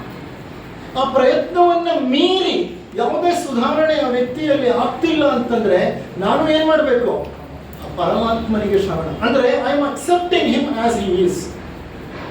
I am accepting him as he is. The rest is left to whom? The rest is left to God. ನಾನೇನು ಮಾಡದೇ ಇರಲಿಲ್ಲ, ನನ್ನ ಪ್ರಯತ್ನ ಎಲ್ಲ ಮಾಡಿದೆ. ಆ ಪ್ರಯತ್ನ ಮಾಡುವಾಗ ನಾನು ವ್ಯಗ್ರನಾಗಲಿಲ್ಲ, ಕೋಪೋದ್ರಿಕ್ತನಾಗಲಿಲ್ಲ, ಕ್ರೋಧಿತನಾಗಲಿಲ್ಲ. ಪ್ರೀತಿಯಿಂದ, ಪ್ರೇಮದಿಂದ ನನ್ನ ಮಗ ಅವನನ್ನು ತಿದ್ದಿ ತೀಡಲಿಕ್ಕೆ ಪ್ರಯತ್ನ ಪಟ್ಟೆ, ಸಾಕಷ್ಟು ಪ್ರಯತ್ನ ಪಟ್ಟೆ. ಆದರೆ ಸಮಸ್ಯೆ ಬಗೆಹರಿಲಿಲ್ಲ. ಅಲ್ಲಿಗೆ ನಾನೇನು ಮಾಡಿದೆ? ನನ್ನ ಕೈ ಬಿಟ್ಟೆ. ಯಾರಿಗೆ ಶರಣಾದೆ? ಭಗವಂತನಿಗೆ. ಹೇಗೆ ಶರಣಾದೆ? ಭಗವಂತ ನಾನು ನಿನಗೆ ಶರಣಾಗಿದ್ದೀನಿ, ಆತನಿಗೆ ಏನಾದರೂ ಮಾಡುವಂತ ಅಲ್ಲ. ಆತ ಹೇಗಿದ್ದಾನೋ ಹಾಗೆ ಆತನನ್ನು ನಾನು ಒಪ್ಪಿಕೊಳ್ಳೆ ಅಷ್ಟೇ. Just be with it, just be with it. Not easy, not easy, very very very very difficult. But ಮನುಷ್ಯನ ಬೆಳವಣಿಗೆ ಆ ಮಟ್ಟವನ್ನು ತಲುಪಬೇಕು. ಅದನ್ನ ಈಶ್ವರ ಪ್ರಣಿಧಾನ ಅಂತಾರೆ. ಆಸನ. ಆಸನ ಅಂದ್ರೆ ಏನು? ಸ್ಥಿರ ಸುಖ ಆಸನಂ. ನಾವು ಕುಳಿತುಕೊಳ್ಳುವಂತಹ ಒಂದು ಪಾಶ್ಚರ್ ಅಥವಾ ಭಂಗಿ. ನಾವು ಯೋಗ ಮಾಡುವಾಗ ಕುಳಿತುಕೊಳ್ತೀವಲ್ಲ, ಆಸನ ಬಹಳ ಮುಖ್ಯ. ಯಾಕೆಂದ್ರೆ ನಮ್ಮ ಸೂಕ್ಷ್ಮ ಶರೀರದಲ್ಲಿ ನಾನಾ ಶಕ್ತಿಗಳು ಹರಿತಾ ಇರುತ್ತವೆ. ಪ್ರಾಣಶಕ್ತಿ, ಕುಂಡಲಿನಿ ಶಕ್ತಿ, ಜ್ಞಾನಶಕ್ತಿ, ಈ ಎಲ್ಲ ಶಕ್ತಿಗಳು ಸೂಕ್ಷ್ಮ ಶಕ್ತಿಗಳು. ಇವೆಲ್ಲ ಈ ಶಕ್ತಿಗಳು ಸದಾ ನಮ್ಮ ಶರೀರದಲ್ಲಿ ಹರಿತಾ ಇರುತ್ತೆ. ಕುಂಡಲಿನಿ ಸುಪ್ತವಾಗಿ ಮೂಲಾಧಾರ ಚಕ್ರದಲ್ಲಿ ಇರುತ್ತೆ. ಸಾಮಾನ್ಯವಾಗಿ ಬೆಳೆದ ಯೋಗಿಗಳಿಗೆ ಅದು ಕುಂಡಲಿನಿ ಶಕ್ತಿ ಮೇಲೆ ಇರ್ತಾ ಇರುತ್ತೆ ಮೂಲಾಧಾರದಿಂದ. ಇರಲಿ, ಈ ಸೂಕ್ಷ್ಮ ಶಕ್ತಿಗಳು ಶರೀರದಲ್ಲಿ ಚೆನ್ನಾಗಿ ಪ್ರವಹಿಸಬೇಕು ಅಂತಂದ್ರೆ ನಾವು ಕುಳಿತುಕೊಳ್ಳುವಂತಹ ಆಸನ ಸುಖಕರವಾಗಿರಬೇಕು. ನಮ್ಮ ಸ್ಥೂಲ ಶರೀರ ವಿರಮಿಸದೆ ಸೂಕ್ಷ್ಮ ಶರೀರಗಳು ವಿರಮಿಸುವುದಿಲ್ಲ. ಪ್ರಾಣಶಕ್ತಿ 72,000 ನಾಡಿಗಳಲ್ಲಿ ಹರಿತಾ ಇದೆ. ಎಲ್ಲಿ ಹರಿತಾ ಇದೆ? ಪ್ರಾಣಮಯ ಕೋಶದಲ್ಲಿ ಹರಿತಾ ಇದೆ. ನಿಮಗೆ ತಿಳಿದ ಹಾಗೆ ಮನುಷ್ಯನಿಗೆ ಅವರು ಹೇಳಿದ್ರು ಸ್ಥೂಲ ದೇಹನೂ ಇದೆ, ಸೂಕ್ಷ್ಮ ದೇಹಗಳು ಇದೆ. ಅದಕ್ಕೆ ನಾವೇನ್ ಹೇಳ್ತೀವಿ ವಿರಜಾ ಮಂತ್ರ ಹೇಳುವಾಗ ಓಂ ಅನ್ನಮಯ ಮನೋಮಯ ಅನ್ನಮಯ ಪ್ರಾಣಮಯ ಮನೋಮಯ ವಿಜ್ಞಾನಮಯ ಆನಂದಮಯ ಮೇ ಶುದ್ಧ್ಯಂತಾಂ ಜ್ಯೋತಿರಹಂ ವಿರಜಾ ವಿಪಾತ್ಮ ಭೂಯಾಸಂ ಸ್ವಾಹ ಅಂತೀವಿ. ಅಂದ್ರೆ ಎಷ್ಟು ಕೋಶಗಳನ್ನ ಹೇಳ್ತಿದ್ದಾರೆ ಅಲ್ಲಿ ವಿರಜಾ ಮಂತ್ರದಲ್ಲಿ? ಅನ್ನಮಯ, ಪ್ರಾಣಮಯ, ಮನೋಮಯ, ವಿಜ್ಞಾನಮಯ, ಆನಂದಮಯ. 5 ಕೋಶಗಳು, ಪಂಚಕೋಶಗಳಿವೆ. ನಮ್ಮ ಕಣ್ಣಿಗೆ ಕಾಣ್ತಿರೋದು ಸ್ಥೂಲ ಶರೀರ, ಅನ್ನಮಯ ಕೋಶ ಮಾತ್ರ. ನಮಗೆ ಪ್ರಾಣಮಯ ಕೋಶ, ಮನೋಮಯ ಕೋಶ, ವಿಜ್ಞಾನಮಯ ಕೋಶ ಮತ್ತೆ ಆನಂದಮಯ ಕೋಶ ಕಾಣಿಸ್ತಿಲ್ಲ. ಆ 4 ಕೋಶಗಳು ನಮ್ಮ ಶರೀರದ ಸುತ್ತಲೂ ಇವೆ. ಸೂಕ್ಷ್ಮ ತತ್ವಗಳಿಂದ ಮಾಡಲ್ಪಟ್ಟಿದೆ. ಈ ಪ್ರಾಣಮಯ ಕೋಶ ಇದೆಯಲ್ಲ, ಇದು ಅನ್ನಮಯ ಕೋಶದ ಸುತ್ತಲೂ ಹರಡಿಕೊಂಡಿರುತ್ತೆ. ಅದರಲ್ಲಿ 72,000 ನಾಡಿಗಳಿವೆ. ಹೇಗೆ ಶರೀರದಲ್ಲಿ ರಕ್ತನಾಳಗಳಿದ್ದು ರಕ್ತನಾಳಗಳಲ್ಲಿ ರಕ್ತ ಹರಿಯುತ್ತೋ ಹಾಗೆ ಪ್ರಾಣಮಯ ಕೋಶದಲ್ಲಿ ಪ್ರಾಣಕ್ಕೆ ಸಂಬಂಧಪಟ್ಟ ನಾಡಿಗಳಿವೆ. ಆ ನಾಡಿಗಳ ಮೂಲಕ ಪ್ರಾಣಶಕ್ತಿ ಹರಿತಾ ಇರುತ್ತೆ. ಆ ಪ್ರಾಣಶಕ್ತಿ ಹರಿತಿದೆಯಲ್ಲ, ಅದನ್ನ ಪ್ರಾಣಿಕ್ ಎನರ್ಜಿ ಅಂತ ಕರೀತಾರೆ. ಆ ಪ್ರಾಣಶಕ್ತಿಯೇ ನಮ್ಮ ಶರೀರದ ಒಳಗೆ ಬರುತ್ತೆ. ಹೇಗೆ ಬರುತ್ತೆ ಪ್ರಾಣಶಕ್ತಿ ಶರೀರದ ಒಳಗಡೆ? ರಜತ ತಂತುವಿನಿಂದ ಒಳಗೆ ಬರುತ್ತೆ. ಆ ರಜತ ತಂತು ಅನ್ನೋದು ಪ್ರಾಣಮಯ ಕೋಶಕ್ಕೂ ಅನ್ನಮಯ ಕೋಶಕ್ಕೂ ಮಧ್ಯೆ ಇರುವಂತ ಸೇತುವೆ. ಆ ಸೇತುವೆಯಿಂದ ಪ್ರಾಣಶಕ್ತಿ ನಮ್ಮ ಸ್ಥೂಲ ಶರೀರದಲ್ಲಿ ಹರಿಯುತ್ತೆ. ಸ್ಥೂಲ ಶರೀರಕ್ಕೆ ಬೇಕಾದ 5 ಪ್ರಾಣಗಳನ್ನು ಒದಗಿಸಿಕೊಡುತ್ತೆ. ಯಾವ್ದು 5 ಪ್ರಾಣಗಳು? ಪ್ರಾಣ, ಅಪಾನ, ವ್ಯಾನ, ಉದಾನ ಮತ್ತೆ ಸಮಾನ. ಈ 5 ಪ್ರಾಣಶಕ್ತಿಗಳು ನಮ್ಮಲ್ಲಿ ಹರಿತಾ ಇದೆ. ಈ ಪ್ರಾಣಶಕ್ತಿಗಳಿಗೂ ಉಸಿರಾಟಕ್ಕೂ ಬಹಳ ನಿಕಟ ಸಂಬಂಧ ಇದೆ. ಪ್ರಾಣಶಕ್ತಿ ಎಲ್ಲ ನಾಡಿಗಳಲ್ಲಿ ಸರಾಗವಾಗಿ ಹರಿಬೇಕು ಅಂದ್ರೆ ನಮ್ಮ ಸ್ಥೂಲ ದೇಹ ಸುಖವಾಗಿ ಕುಳಿತುಕೋಬೇಕು, ವಿರಮಿಸಬೇಕು. ಈಗ ನೀವೆಲ್ಲಿ ಕುಳಿತಿದ್ದೀರೋ ನೀವೇ ಗಮನಿಸಿ. ನೀವು ಕುಳಿತುಕೊಂಡಿರುವಂತಹ ಆಸನದಲ್ಲಿ ಹಲವಾರು ಒತ್ತಡಗಳಿದೆ. ಯಾರೋ ಹೀಗೆ ಕೈ ಇಟ್ಕೊಂಡಿದ್ದೀರಿ, ಒತ್ತಡ ಇದೆ. ಮತ್ತಾರೋ ಹಣೆ ಹೀಗೆ ಮಾಡ್ಕೊಂಡಿದ್ದೀರಿ, ಒತ್ತಡ ಇದೆ. ಇನ್ಯಾರೋ ಕಾಲನ್ನು ಭದ್ರವಾಗಿ ನೆಲದ ಮೇಲೆ ಇಟ್ಟಿದ್ದೀರಿ, ಅಲ್ಲೊಂದು ಒತ್ತಡ ಇದೆ. ಇನ್ಯಾರೋ ಏನೋ ಯೋಚನೆ ಮಾಡ್ತಾ ಗಂಟಲನ್ನು ಉಬ್ಸಿದಿರಿ, ಅಲ್ಲಿ ಒಂದು ಒತ್ತಡ ಇದೆ. ವಿರಾಮ ಅಂದ್ರೆ ನೇರವಾಗಿ ಮೇರುದಂಡವನ್ನ ಇಟ್ಕೊಂಡು ವಜ್ರಾಸನದಲ್ಲೋ ಪದ್ಮಾಸನದಲ್ಲೋ ಕುಳಿತುಕೊಳ್ಳೋದು. ಸ್ಥಿರ ಸುಖಂ ಆಸನ. ಕುತ್ಕೊಂಡಾಗ ಏನಾಗುತ್ತೆ ಅಂದ್ರೆ ಎಲ್ಲ ಶಕ್ತಿಗಳು ಸರಾಗವಾಗಿ ಹರಿಯುತ್ತವೆ. ಪ್ರಾಣಶಕ್ತಿ ಸರಿಯಾಗಿ ಹರಿಲಿಲ್ಲ ಅಂದ್ರೆ ಎಲ್ಲ ಹರಿಯಲು ಅಲ್ಲಿ ಆ ಅಂಗದಿಂದ ರೋಗಗಳು ಉತ್ಪತ್ತಿ ಆಗುತ್ತೆ. ಪ್ರಾಣಶಕ್ತಿ ಸರಾಗವಾಗಿ ಚಲಿಸಬೇಕಾದ್ರೆ ಸರಿಯಾದಂತ ಒಂದು ಆಸನದಲ್ಲಿ ಕುಳಿತುಕೊಳ್ಬೇಕು. ಆಸನದ ನಂತರ ಪ್ರತ್ಯಾಹಾರ, ಆಸನ ನಂತರ ಪ್ರಾಣಾಯಾಮ. ಪ್ರಾಣಾಯಾಮ ಅಂತಂದ್ರೆ ಉಸಿರಾಟದ ನಿಯಂತ್ರಣ ಅಂತ ನಾವು ತಿಳ್ಕೊತೀವಿ. ಆದ್ರೆ ಅದು ಉಸಿರಾಟದ ನಿಯಂತ್ರಣ ಅಲ್ಲ, ಅದು ಪ್ರಾಣಶಕ್ತಿಯ ಪ್ರವಹಿಸುವಿಕೆಯ ನಿಯಂತ್ರಣ. ಪ್ರಾಣಶಕ್ತಿಗೂ ಉಸಿರಾಟಕ್ಕೂ ತುಂಬಾ ನಿಕಟ ಸಂಬಂಧ ಇದೆ. ನಾವು ಯಾವಾಗ ಉಸಿರಾಟವನ್ನು ಲಯಬದ್ಧವಾಗಿ, ಶ್ರುತಿಬದ್ಧವಾಗಿ, ನಿಧಾನವಾಗಿ, ವೈಜ್ಞಾನಿಕವಾದಂಥ ವಿಧಾನಗಳ ಮುಖಾಂತರ ಮಾಡುತ್ತೀವೋ ಆಗ ಪ್ರಾಣಮಯ ಕೋಶ ಸಹ ವಿರಮಿಸಲಿಕ್ಕೆ ಪ್ರಾರಂಭಿಸುತ್ತೆ. ಎಲ್ಲೆಲ್ಲಿ ಪ್ರಾಣಶಕ್ತಿಗೆ ಅಡಚಣೆಗಳಿದೆಯೋ ಆ ಅಡಚಣೆಗಳೆಲ್ಲ ತೆರೆದುಕೊಳ್ಳುತ್ತೆ. ಪ್ರಾಣ ನಾಡಿಗಳೆಲ್ಲ ಓಪನ್ ಅಪ್ ಆಗುತ್ತೆ. ಪ್ರಾಣ ಸರಾಗವಾಗಿ ಸಂಚರಿಸುತ್ತೆ. ಶರೀರಕ್ಕೆ ಹೆಚ್ಚು ಚೈತನ್ಯ ಬರುತ್ತೆ. ನಮ್ಮ ಪ್ರಾಣಮಯ ಕೋಶ ಸಕ್ರಿಯ ಸಚೇತನಗೊಳ್ಳುತ್ತೆ. ಇದನ್ನು ಮಾಡಬೇಕಂದ್ರೆ ಸ್ಥಿರ ಸುಖ ಆಸನದಲ್ಲಿ ಕುಳಿತು ನಿಧಾನವಾಗಿ ಉಸಿರನ್ನು ತಗೊಳ್ಳೋದು, ನಿಧಾನವಾಗಿ ಉಸಿರನ್ನು ಬಿಡೋದು. ನಿಮಗೆ ಗೊತ್ತು, ಅನುಲೋಮ ವಿಲೋಮ, ಇದೇನೋ ನಾಡಿ ಶುದ್ಧಿ ಪ್ರಾಣಾಯಾಮ, ಭಸ್ತ್ರಿಕಾ, ಇವೆಲ್ಲ ಹೇಳ್ತೀರಿ ನೀವು. ಈ ಎಲ್ಲ ರೀತಿಯ ಈ ಎಲ್ಲ ರೀತಿಯ ಉಸಿರಾಟದ ವಿಧಾನಗಳಿದೆಯಲ್ಲ, ಈ ಉಸಿರಾಟದ ವಿಧಾನಗಳು ನಮ್ಮ ಪ್ರಾಣ ಶರೀರವನ್ನು ವಿರಮಿಸುತ್ತವೆ. ನೋಡಿ, ಯಮ ನಿಯಮಗಳು ಬಹಿರಂಗದಿಂದ ಬರುವಂತಹ ಸ್ಪಂದಗಳಿಂದ ಆಗುವ ಕ್ಷೋಭೆಗಳನ್ನು ತಡೆಯುತ್ತೆ. ನಮ್ಮ ಸ್ಥೂಲ ಶರೀರಕ್ಕೆ ಆಗುವ ಕ್ಷೋಭೆಗಳನ್ನು ಯಮ ನಿಯಮಗಳು ತಡೆಯುತ್ತೆ. ಆಸನ ಸ್ಥೂಲ ಶರೀರವನ್ನು ವಿರಮಿಸುವಂತೆ ಮಾಡುತ್ತೆ. ಪ್ರಾಣಾಯಾಮ ಪ್ರಾಣ ಶರೀರವನ್ನು ಶುದ್ಧಗೊಳಿಸುತ್ತಾ ಹೋಗುತ್ತೆ. ಯಾವಾಗ ಸ್ಥೂಲ ಶರೀರ ಪ್ರಾಣ ಶರೀರ ಒಂದು ಸಮನ್ವಯಕ್ಕೆ ಬರುತ್ತೋ ಆಗ ನಾವು ಮುಂದಿನ ಹಂತವನ್ನು ತಲುಪ್ತೀವಿ. ಏನದು? ಪ್ರಾಣಾಯಾಮ ಆದ್ಮೇಲೆ ಬರೋದೇನೋ ಪ್ರತ್ಯಾಹಾರ. ಪ್ರತ್ಯಾಹಾರ ಅಂದ್ರೆ ಏನು? ನಮ್ಮ ಇಂದ್ರಿಯಗಳು ಸದಾ ಬಹಿರ್ಮುಖವಾಗಿವೆ. ಬಹಿರ್ಮುಖವಾಗಿರುವ ಇಂದ್ರಿಯಗಳನ್ನು ನಾವು ಅಂತರ್ಮುಖಿಯನ್ನಾಗಿ ಮಾಡ್ಕೊಳ್ಳೋದು. ಹೇಗೆ ಅದು? ನೋಡಿ, ಈ ಇಂದ್ರಿಯಗಳು ನಾವು ಎಲ್ಲೇ ಇದ್ರೂ ಏನ್ ಮಾಡ್ತಿರ್ತವೆ, ತಮ್ಮ ಪಾಡಿಗೆ ತಾವು ಕೆಲಸ ಮಾಡ್ತಿರ್ತವೆ. ಅಲ್ಲಿ ಯಾವುದೋ ಒಂದು ವೆಹಿಕಲ್ ಹೋಗ್ತಿದೆ, ಆ ಶಬ್ದ ಇಲ್ಲಿ ಕೇಳ್ತಾ ಇದೆ. ಇಲ್ಲಿ ಯಾರೋ ಗೊರಕೆ ಹೊಡಿತಿದ್ದಾರೆ, ಆ ಶಬ್ದ ಕೇಳ್ತಾ ಇದೆ. ಇಲ್ಲಿ ಯಾರನ್ನೋ ನೋಡ್ತಾ ಇದ್ದೀನಿ, ಅವ್ರು ಹಾಕೊಂಡಿರೋ ಬಣ್ಣದ ಸೀರೆ ನನ್ನ ಕಣ್ಣಿಗೆ ಕಾಣ್ತಾ ಇದೆ.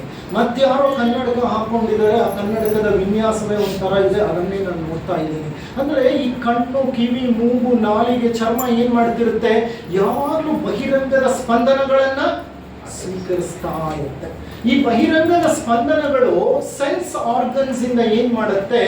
ಅಫರೆಂಟ್ ನರ್ವ್ಸ್, ಸೆನ್ಸರಿ ನರ್ವ್ಗಳ ಮುಖಾಂತರ ಮೆದುಳಿಗೆ ಹೋಗುತ್ತೆ. ಮೆದುಳು ಅದನ್ನ ಏನ್ ಮಾಡುತ್ತೆ? ಇಂಟರ್ಪ್ರೆಟ್ ಮಾಡುತ್ತೆ. ಇಂದ್ರಿಯಕ್ಕೆ ಗೊತ್ತಾಗೋದಿಲ್ಲ ಈ ಒಂದು ಸೀರೆ ಹಸಿರು ಬಣ್ಣದ ಸೀರೆ ಅಂತ. ಇಂದ್ರಿಯ ಆ ಹಸಿರು ಬಣ್ಣದ ಸೀರೆಯನ್ನ ಗ್ರಹಿಸಿ ಆ ಎಲೆಕ್ಟ್ರಿಕಲ್ ವೇವ್ಸ್ ನ ಎಲ್ಲಿಗೆ ಕಳಿಸುತ್ತೆ? ಅದು ಇಂಪಲ್ಸಸ್ ನ ಮೆದುಳಿಗೆ ಕಳಿಸುತ್ತೆ. ಮೆದುಳಿನಲ್ಲಿ ವಿಷನ್ ಸೆಂಟರ್ ಅಂತ ಒಂದಿದೆ. ಆ ವಿಷನ್ ಸೆಂಟರ್ ಏನ್ ಮಾಡುತ್ತೆ? ಆ ಎಲೆಕ್ಟ್ರೋಮ್ಯಾಗ್ನೆಟಿಕ್ ಇಂಪಲ್ಸಸ್ ನ ಅನಲೈಸ್ ಮಾಡಿ ಇದು ಹಸಿರು ಬಣ್ಣ ಅಂತ ಅದು ಹೇಳುತ್ತೆ. ಅಂದ್ರೆ ಕಣ್ಣು ಆ ಸ್ಪಂದಗಳನ್ನ ಸ್ವೀಕರಿಸಿತು, ನರ ಆ ಸ್ಪಂದಗಳನ್ನ ವರ್ಗಾವಣೆ ಮಾಡ್ತು ಮೆದುಳಿಗೆ. ಮೆದುಳಿನಲ್ಲಿ ನಮ್ಮ ವಿಷನ್ ಸೆಂಟರ್ ಏನ್ ಮಾಡ್ತು? ಅದಕ್ಕೊಂದು ಅರ್ಥವನ್ನ ಕಲ್ಪಿಸ್ತು. ಈಗ ಒಂದು ಉದಾಹರಣೆ ತಗೊಳ್ಳೋಣ. ಈ ಒಂದು ಹಾಲ್ನಲ್ಲಿ ಅಲ್ಲೊಂದು ಗಡಿಯಾರ ಇದೆ. ಆ ಗಡಿಯಾರ ಟಿಕ್ ಟಿಕ್ ಟಿಕ್ ಟಿಕ್ ಅಂತ ಸೌಂಡ್ ಮಾಡ್ತಿದೆ, ಆದ್ರೆ ನನಗೆ ಅದು ಕೇಳಿಸ್ತಿಲ್ಲ. ಯಾಕೆ ಕೇಳಿಸ್ತಾ ಇಲ್ಲ? ಹಾಗಾದ್ರೆ ನನ್ನ ಕಿವಿಗೆ ಕೇಳಿಸ್ತಿಲ್ವಾ? ಅದು ಇಲ್ಲ, ಕಿವಿ ಕೇಳಿಸ್ತಿದೆ, ಆದ್ರೆ ನನ್ನ ಪ್ರಜ್ಞೆ ಏನ್ ಮಾಡಿದೆ? ಅದನ್ನ ಹೊರಗಿಟ್ಟಿದೆ. ಎಷ್ಟೋ ಶಬ್ದಗಳು ಆಗ್ತಾ ಇರ್ತವೆ, ಎಲ್ಲ ಶಬ್ದಗಳು ನಮ್ಮ ಕಿವಿ ಮೂಲಕ ಮೆದುಳಿಗೆ ಹೋಗುತ್ತೆ. ಆದ್ರೆ ಮೆದುಳು ಏನನ್ನ ಸ್ವೀಕರಿಸಬೇಕೋ ಅದನ್ನ ಸ್ವೀಕರಿಸುತ್ತೆ, ಮಿಕ್ಕಿದ್ದನ್ನ ಏನ್ ಮಾಡುತ್ತೆ? It will turn a blind eye to it. ಹಾಗಾದ್ರೆ ಪ್ರತ್ಯಾಹಾರದಲ್ಲಿ ನಾವು ಏನ್ ಮಾಡ್ಬೇಕು? ನಾವು ಹೀಗೆ ಕುಳಿತುಕೋಬೇಕು, ಸ್ಥಿರ ಸುಖ ಆಸನದಲ್ಲಿ. ಪ್ರಾಣಾಯಾಮದ ನಂತರ ಧ್ಯಾನದ ಕಡೆ ನಮ್ಮ ಒಲವು ಬರಬೇಕು.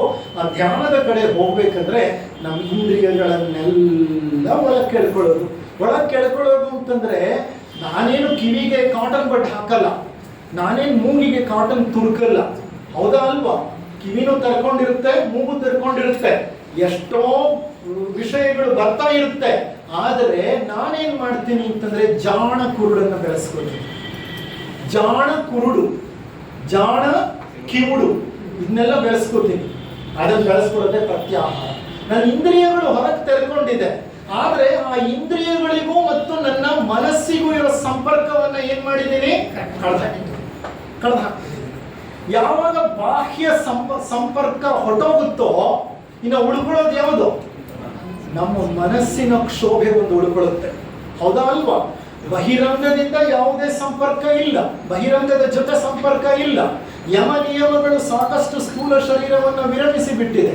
ಪ್ರಾಣಾಯಾಮ ಪ್ರಾಣಶಕ್ತಿಯನ್ನು ಹೆಚ್ಚಿಸಿಬಿಟ್ಟಿದೆ. ಪ್ರತ್ಯಾಹಾರ ನಮ್ಮನ್ನು ಬೇರ್ಪಡಿಸಿ ಬಿಟ್ಟಿದೆ ಹೊರಗಿನ ಪ್ರಪಂಚದಿಂದ.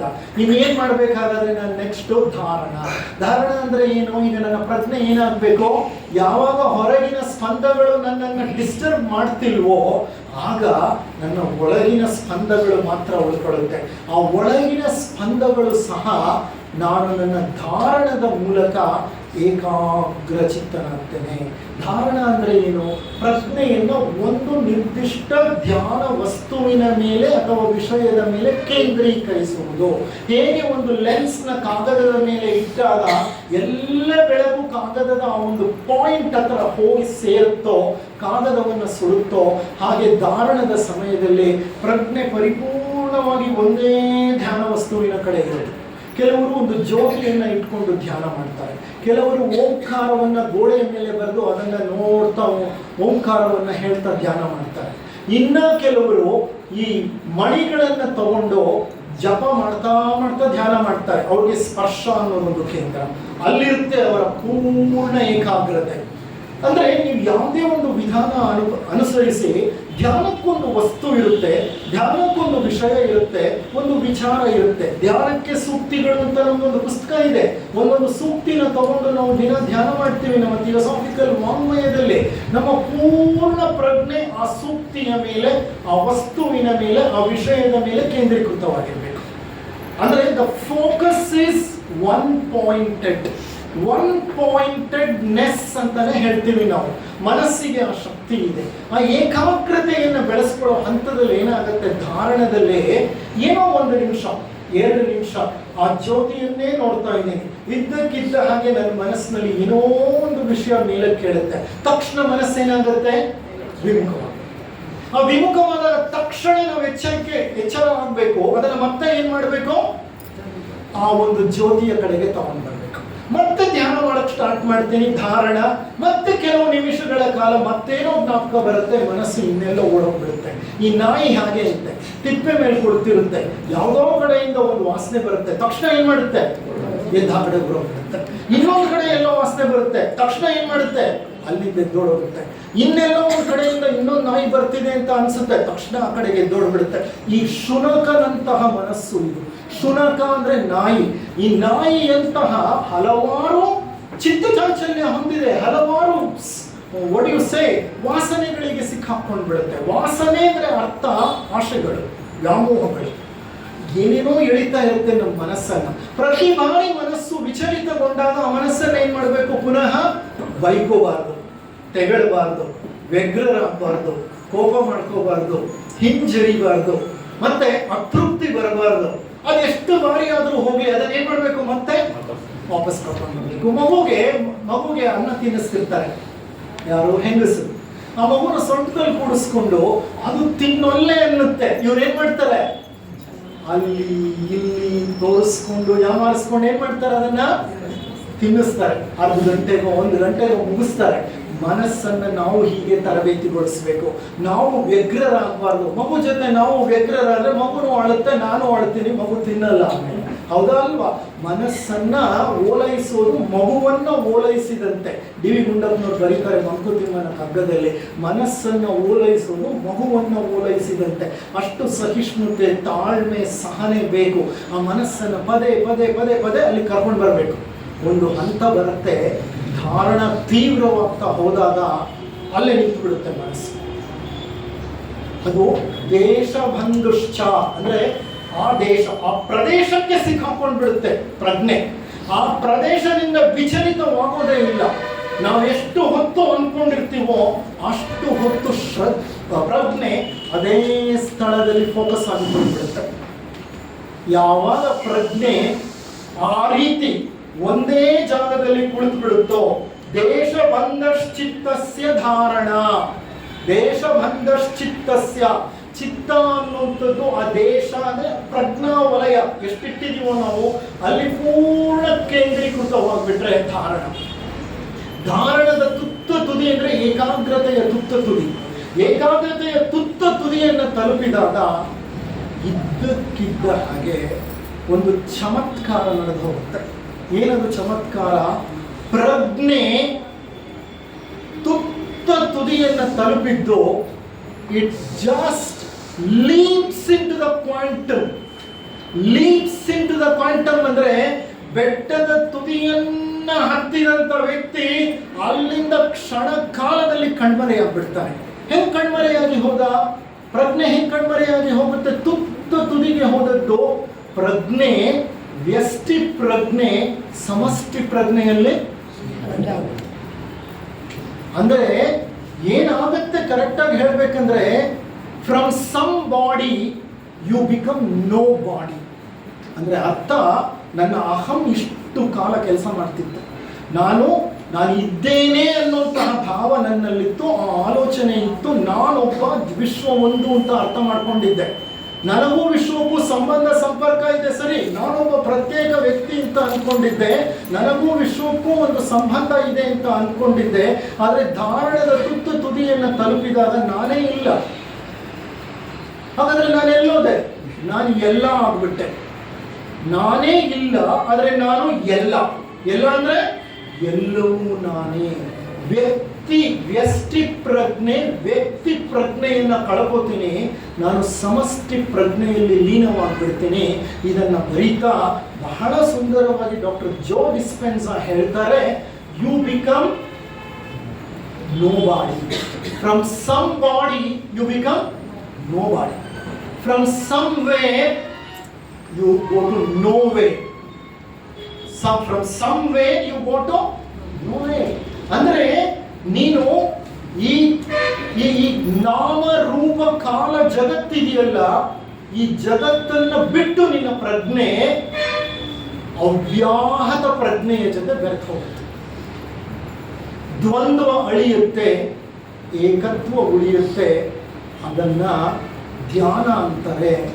ಆ ಧ್ಯಾನ ಮಾಡುವಾಗ ನಮ್ಮ ಅಸ್ತಿತ್ವವನ್ನೇ ನಾವು ಕಳ್ಕೊಂಡಿರ್ತೇವೆ. ಶರೀರ ಇದೆ, ಸ್ಥಿರ ಸುಖ ಆಸನದಲ್ಲಿ ಕುಳಿತಿದೆ, ಪ್ರಾಣಶಕ್ತಿ ಸರಾಗವಾಗಿ ಹರಿತಾ ಇದೆ, ಇಂದ್ರಿಯಗಳು ಒಳಮುಖವಾಗಿವೆ, ಧಾರಣ ತುದಿಯನ್ನು ತಲುಪಿದೆ.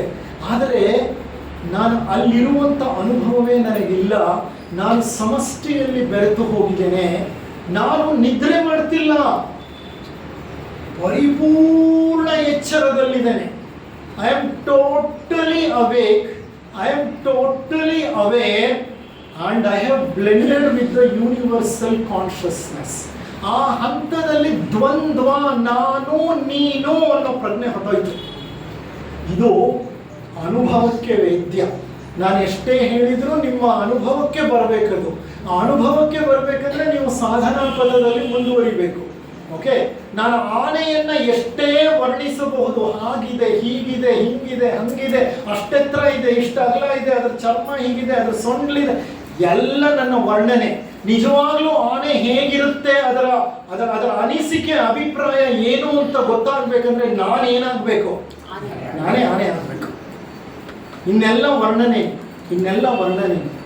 So you need to experience it. ಆ ಎಕ್ಸ್ಪೀರಿಯನ್ಸ್ ಇದೆಯಲ್ಲ, ಅದು ತುದಿಯ ಅನುಭವ. ಅಲ್ಲಿ ಆ ಧ್ಯಾನದ ತುದಿಯನ್ನು ತಲುಪಿದಾಗ ಧ್ಯಾನಿಯು ಇಲ್ಲದಂತಾಗುತ್ತಾನೆ. ಧ್ಯಾನ ಅಂದ್ರೆ ಏನು? ಧ್ಯಾನಿಯು ಇಲ್ಲದಂತಾಗುವುದೇ ಧ್ಯಾನ. ಧ್ಯಾನ ಮಾಡ್ತಾ ಇರುವಂತ ವ್ಯಕ್ತಿನೂ ಅಲ್ಲಿರುವುದಿಲ್ಲ, ಅವನ ಶರೀರ ಇದೆ ಅಷ್ಟೇ. What I mean to say here is, it is a feeling of unitary consciousness. Unitary consciousness. ವ್ಯಷ್ಟಿ ಸಮಷ್ಟಿಗಳು ಬೆರೆಯೋದು, ನದಿ ಸಾಗರವನ್ನು ಹೋಗಿ ಸೇರೋದು, ಸಾಗರವನ್ನು ಸೇರಿದ ನಂತರ ನದಿ ತನ್ನ ಅಸ್ತಿತ್ವವನ್ನೇ ಕಳಕೊಳ್ಳುತ್ತೆ. ನದಿ ಏನಾಗುತ್ತೆ? ಸಾಗರದಲ್ಲಿ ಅದು ಸಾಗರವಾಗಿ ಹೋಗ್ಬಿಡುತ್ತೆ. ಅದಕ್ಕೆ ಪ್ರತ್ಯೇಕ ಅಸ್ತಿತ್ವವೇ ಇಲ್ಲ, ಪ್ರತ್ಯೇಕತೆಯೇ ಹೊರಟೋಗುತ್ತೆ. ಅಂತಹ ಒಂದು ಅನುಭವವೇ ಧ್ಯಾನ.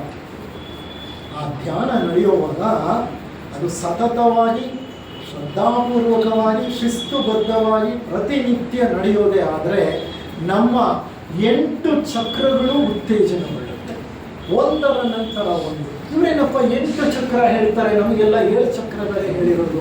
ಹೌದು, 7 ಚಕ್ರಗಳೇ ನಮ್ಮ ಸನಾತನ ಧರ್ಮದಲ್ಲಿ ಹೇಳೋದು. ಯಾವ್ಯಾವುದು? ಮೂಲಾಧಾರ, ಸ್ವಾಧಿಷ್ಠಾನ, ಮಣಿಪುರ, ಅನಾಹತ, ವಿಶುದ್ಧ, ಆಜ್ಞ, ಸಹಸ್ರ. 7 ಚಕ್ರಗಳು.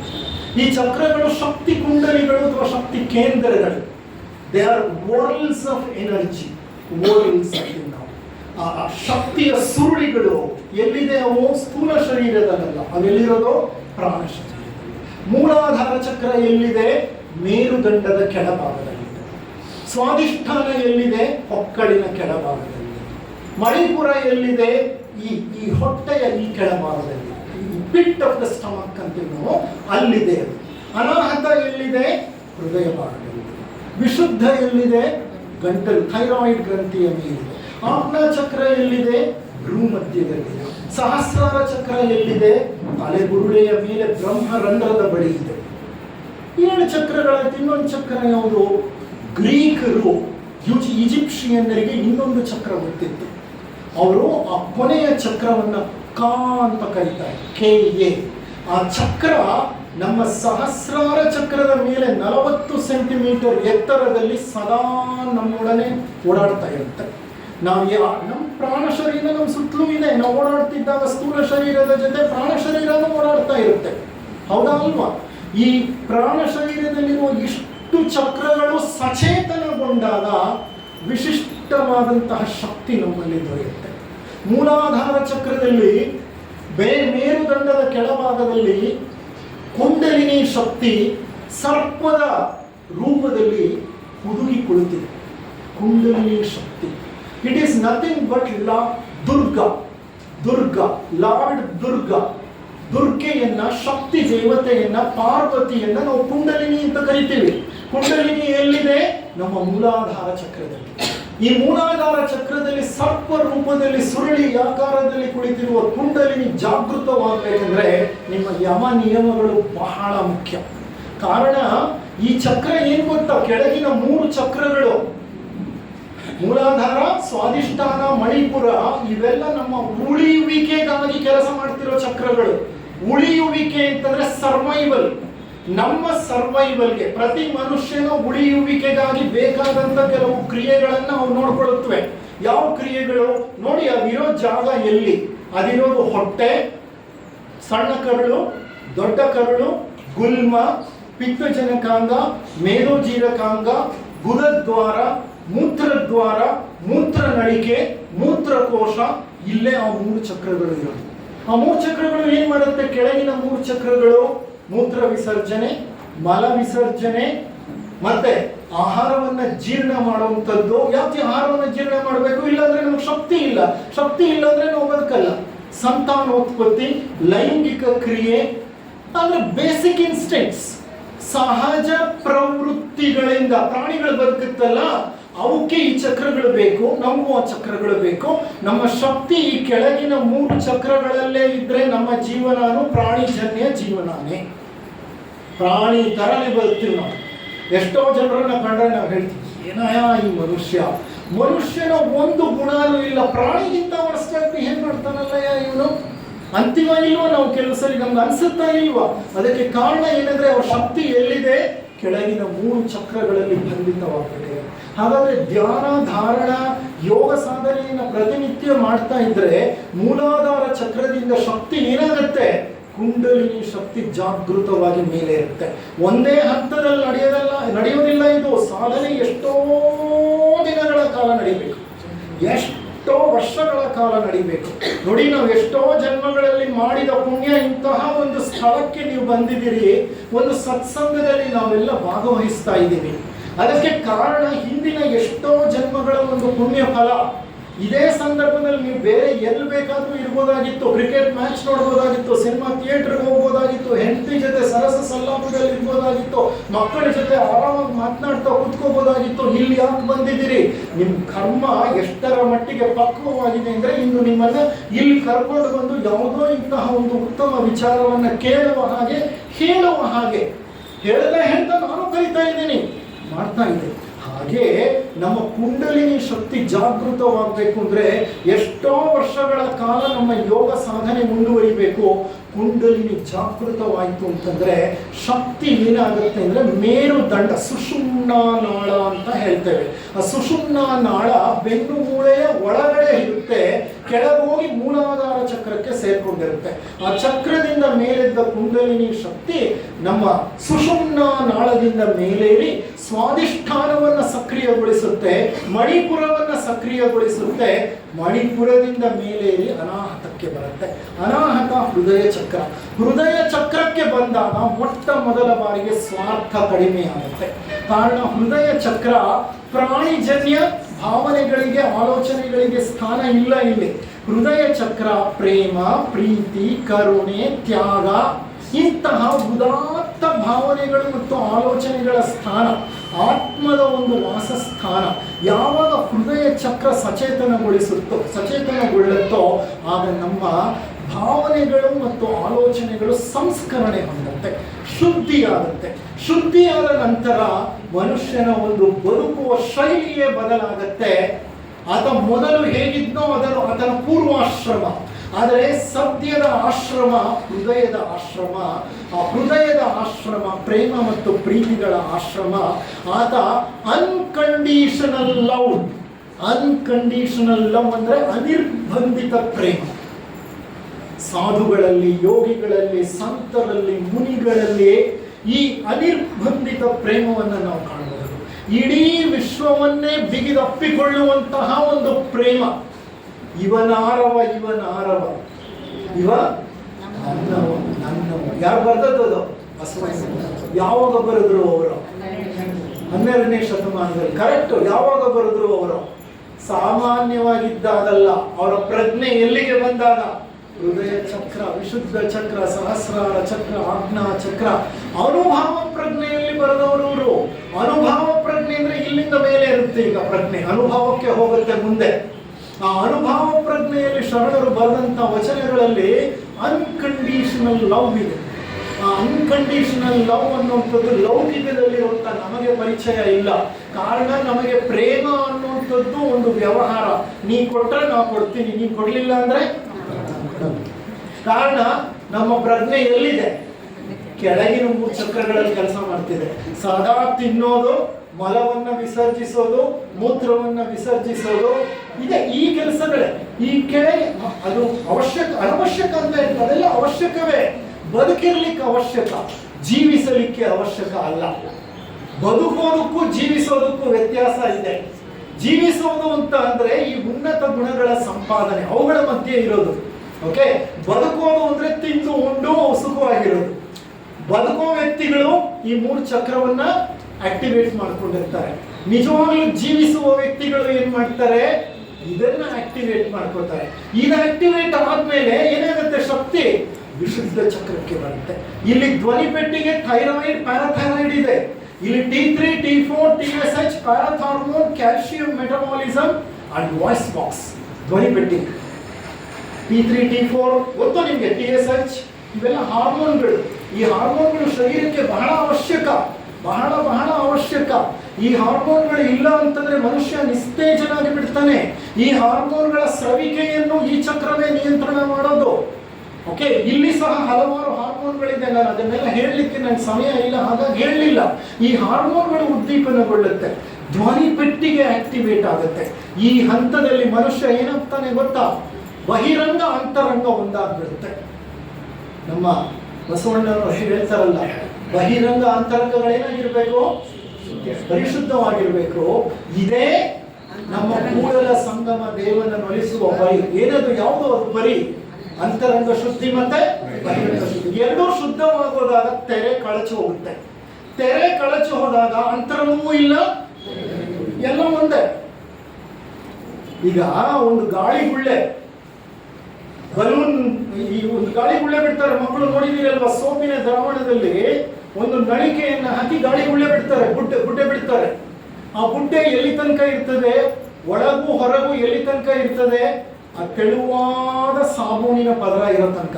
ಆ ಪದರ ಪಟ್ ಅಂತ ಒಡೆದ್ರೆ ಒಳಗೂ ಹೊರಗೂ ಏನಾಗುತ್ತೆ? ಒಂದೇ ಒಂದ್ಬಿಡುತ್ತೆ. ಅದೇ ನಮ್ಗಾಗ್ಬೇಕಾಗಿರೋದು. ಆಲಯವು ಬಯಲಿನಲ್ಲೋ, ಬಯಲು ಆಲಯದಲ್ಲೋ. ಇದು ಆಲಯ, ಇದು ಬಯಲು. ಈ ಆಲಯ ಬಯಲಾಗಬೇಕು ಅಂದ್ರೆ ಅಂತರಂಗ ಬಹಿರಂಗ ಏನಾಗಬೇಕು? ಶುದ್ಧವಾಗಬೇಕು. ಶುದ್ಧವಾದಾಗ ಮಧ್ಯದಲ್ಲಿರೋ ತೆರೆ ಏನಾಗುತ್ತೆ? ಕಳಚಿ ಹೋಗುತ್ತೆ. ತೆರೆ ಕಳಚಿ ಹೋದಾಗ ನನಗೆ ಇನ್ನರೂ ಇಲ್ಲ, ಔಟರೂ ಇಲ್ಲ. ನಾನು ಏನು ಹೈಡ್ ಮಾಡ್ಕೊಳ್ಳಬೇಕಾಗಿಲ್ಲ, ಏನು ಹೈಡ್ ಮಾಡ್ಕೋಬೇಕಾಗಿಲ್ಲ. ನಾನು ಒಂದು ಪಾರದರ್ಶಕ ವ್ಯಕ್ತಿತ್ವವನ್ನು ಹೊಂದುತ್ತೇನೆ. ಅಂದ್ರೆ ಟ್ರಾನ್ಸ್ಪರೆಂಟ್ ಕ್ಯಾರೆಕ್ಟರ್ ಬಂದ್ಬಿಡುತ್ತೆ ನನಗೆ. ಅಂದ್ರೆ ಅರ್ಥ ಏನಪ್ಪಾ ಇಲ್ಲಿ ಅಂತ ಅಂದ್ರೆ, ನಾನು ಯಾವ ಸತ್ಯವನ್ನ ಕಂಡುಕೊಂಡಿದ್ದೀನೋ ಆ ಸತ್ಯವನ್ನ ಹಿಡಿದಿಟ್ಕೊಳ್ಳಿಕ್ಕೆ ನನಗಾಗಲ್ಲ ಈಗ. ವೈ? ಬಿಕಾಸ್ ನನ್ನ ವಿಶುದ್ಧ ಚಕ್ರ ಆಕ್ಟಿವೇಟ್ ಆಗಿದೆ. ಇಲ್ಲಿ ಧ್ವನಿ ಪೆಟ್ಟಿಗೆ ಇದೆ. ಧ್ವನಿ ಪೆಟ್ಟಿಗೆ ಸುಮ್ಮನೆ ಕೂತ್ಕೊಳ್ಳಲ್ಲ. ಈಗ ತಾನು ತಿಳ್ಕೊಂಡ ವಿಷಯವನ್ನ ಏನ್ ಮಾಡುತ್ತದೋ ಇಡೀ ವಿಶ್ವಕ್ಕೆ ಹಂಚಲಿಕ್ಕೆ ಪ್ರಾರಂಭ ಮಾಡುತ್ತೆ. ಸತ್ಯದ ಪ್ರಚಾರದಲ್ಲಿ ತೊಡಗುತ್ತೆ, ಪ್ರಸಾರದಲ್ಲಿ ತೊಡಗುತ್ತೆ. ಕಾರಣ ಅದು ತಾ ಕಂಡ ಸತ್ಯವನ್ನ ತಾ ಮಾತ್ರ ಅನುಭವಿಸಿ ಸ್ವಾರ್ಥದಲ್ಲಿ ಬದುಕಲಿಕ್ಕೆ ಅದು ಇಷ್ಟಪಡ್ತಾ ಇಲ್ಲ. ಅದು ನಿಸ್ವಾರ್ಥ ಜೀವಿ. ತನಗೆ ತಿಳಿದ ವಿಷಯ ವಿಚಾರಗಳನ್ನೆಲ್ಲ, ತನ್ನ ಅನುಭವಕ್ಕೆ ಬಂದ ಸತ್ಯವನ್ನೆಲ್ಲ ಇಡೀ ಜಗತ್ತಿಗೆ ಹಂಚಿ ಪಾಚಿ ಹರಡಿಬಿಡುತ್ತೆ. ರಾಮಾನುಜಾಚಾರ್ಯರು ವಟುಗಳಾಗಿದ್ದಾಗ ಅವರನ್ನು ಕರ್ಕೊಂಡು ಹೋದಂತೆ ಶ್ರೀರಂಗಂಗೆ, ಈತ ಅಪಾರ ತೇಜಸ್ಸನ್ನು ಹೊಂದಿದ್ದಾನೆ, ಮುಂದೆ ನಮ್ಮ ಒಂದು ವಿಶಿಷ್ಟಾದ್ವೈತ ಪಂಥದಲ್ಲಿ ಈತ ಗುರುವಾಗಬೇಕು ಅಂತ ಕರ್ಕೊಂಡು ಹೋಗಿ ಅವರಿಗೆ ಕಂಚಿಯಲ್ಲಿ ತರಬೇತಿಯನ್ನು, ಕಂಚಿಯಿಂದ ಶ್ರೀರಂಗಂಗೆ ಕರ್ಕೊಂಡು ಹೋಗಿ ಅವರ ಗುರುಗಳು ಅಲ್ಲಿ ತರಬೇತಿಯನ್ನು ಕೊಡ್ತಾ ಇದ್ರು. ಒಂದು ಹಂತದಲ್ಲಿ ಗುರುಗಳ ಆರೋಗ್ಯ ಕ್ಷೀಣಿಸುತ್ತಿತ್ತು. ಅವರಿಗೆ ಹೇಳಿದರು, ಅಯ್ಯ ಇವತ್ತು ನೀನು ದೀಕ್ಷೆಯನ್ನು ತಗೋತಾ ಇದೀಯಾ, ನಾನು ದೇವಸ್ಥಾನದ ಮೇಲಿನ ಗೋಪುರದ ಕೊಠಡಿಯಲ್ಲಿ ಕುಳಿತುಕೋತೇನೆ, ನೀನು ಅಲ್ಲಿಗೆ ಬಾ, ನಾನು ನಿನಗೆ ದೀಕ್ಷೆಯನ್ನು ಕೊಡ್ತೀನಿ ಅಂತ. ರಾಮಾನುಜಾಚಾರ್ಯರು ಅಲ್ಲಿಗೆ ಹೋದರು. ಸಾಕಷ್ಟು ಸಾಧಕರು, ಪರಿಶ್ರಮ ಇತ್ತು, ಯೋಗ ಸಾಧನೆ ಮಾಡಿದ್ರು, ಯಮ ನಿಯಮಗಳ ಜೀವನ ನಡೆಸಿದ್ರು. ಗುರುಗಳ ಮುಂದೆ ಹೋಗಿ ಕುಳಿತುಕೊಂಡ್ರು. ಗುರುಗಳು ಕಿವಿಯಲ್ಲಿ ಒಂದು ಮಂತ್ರವನ್ನು ಹೇಳಿದರು, ಅಯ್ಯ ಈ ಮಂತ್ರವನ್ನು ನೀನು ಪ್ರತಿನಿತ್ಯ ಉಚ್ಚರಿಸಬೇಕು. ಇದೇ ದೀಕ್ಷಾ ಮಂತ್ರ ನಾನು ನಿನಗೆ ಕೊಡ್ತಿರೋದು. ಈ ದೀಕ್ಷಾ ಮಂತ್ರವನ್ನು ನೀನು ಪ್ರತಿನಿತ್ಯ ಉಚ್ಚರಿಸುತ್ತಿದ್ದರೆ ನಿನ್ನ ಜೀವನ ಪರಿಶುದ್ಧ ಜೀವನವಾಗತ್ತೆ, ನೀನು ಮೋಕ್ಷವನ್ನು ಸಂಪಾದಿಸುತ್ತೀಯ. ಆದರೆ ಇದನ್ನು ನೀನು ಯಾರಿಗೂ ಹೇಳಬಾರದು. ರಾಮಾನುಜಾಚಾರ್ಯರು ಏನು ಹೇಳಲಿಲ್ಲ ಗುರುಗಳಿಗೆ, ಸುಮ್ಮನೆ ಎಲ್ಲ ಕೇಳಿಸ್ಕೊಂಡು ಕೆಳಗಿಳಿದು ಬಂದರು.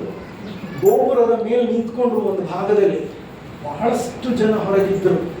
ಎಲ್ಲರನ್ನೂ ಕೂಗಿ ಕರೆದು ಗುರುಗಳು ಹೇಳಿದ ಆ ಸೀಕ್ರೆಟ್ ಮಂತ್ರವನ್ನ ಎಲ್ಲರಿಗೂ ಜೋರ ಉಪದೇಶ.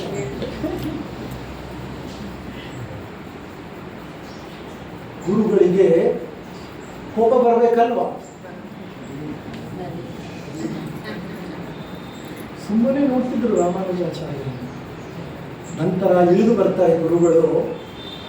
ರಾಮಾನುಜಾಚಾರ್ಯರನ್ನು ತಬ್ಬಿಕೊಂಡು ಹೇಳ್ತಾರೆ, ಅಯ್ಯ ನಿನ್ನ ಪ್ರಾಮಾಣಿಕತೆ, ನಿನ್ನ ಸೇವಾ ಮನೋಭಾವ, ನಿನ್ನಲ್ಲಿರುವ ಸಮಾಜದ ಬಗ್ಗೆ ಕಳಕಳಿ ನನ್ನನ್ನು ಬಹಳ ಮಟ್ಟಿಗೆ ಆಕರ್ಷಿಸಿಬಿಟ್ಟಿದೆ ಅಂತ ಅವರನ್ನು ತಬ್ಬಿಕೊಂಡು ಹೇಳ್ತಾರೆ.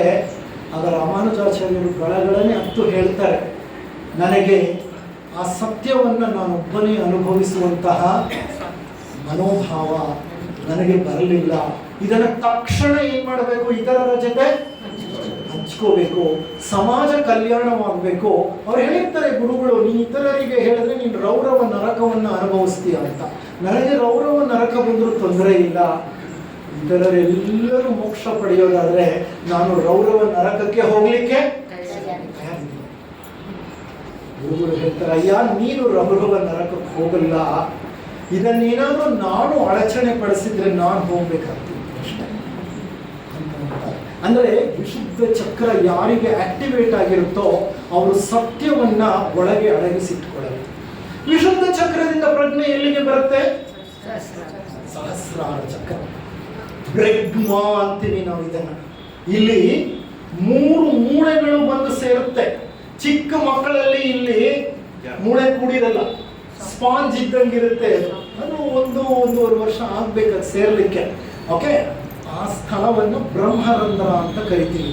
ಈಗ ಮೇಲಕ್ಕೆ ಏರಿದ ಕುಂಡಲಿನಿ ಶಕ್ತಿ ವೇಗವಾಗಿ ಬಂದು ಆಜ್ಞಾಚಕ್ರವನ್ನು ತಲುಪುತ್ತೆ ವಿಶುದ್ಧದಿಂದ. ಆಜ್ಞಾಚಕ್ರ ಭ್ರೂಮಧ್ಯದಲ್ಲಿರೋದು. ಈ ಚಕ್ರ ಸಚೇತನಗೊಂಡ್ರೆ ವ್ಯಕ್ತಿಗೆ ಅತೀಂದ್ರಿಯ ಶಕ್ತಿ ಬಂದ್ಬಿಡುತ್ತೆ. ಅತೀಂದ್ರಿಯ ಶಕ್ತಿ ಅಂದ್ರೆ ಏನು? Extra sensory perception. ಏನದು ಎಕ್ಸ್ಟ್ರಾ ಸೆನ್ಸರಿ ಪರ್ಸೆಪ್ಷನ್ ಅಂದ್ರೆ? ಟೆಲಿಪತಿ.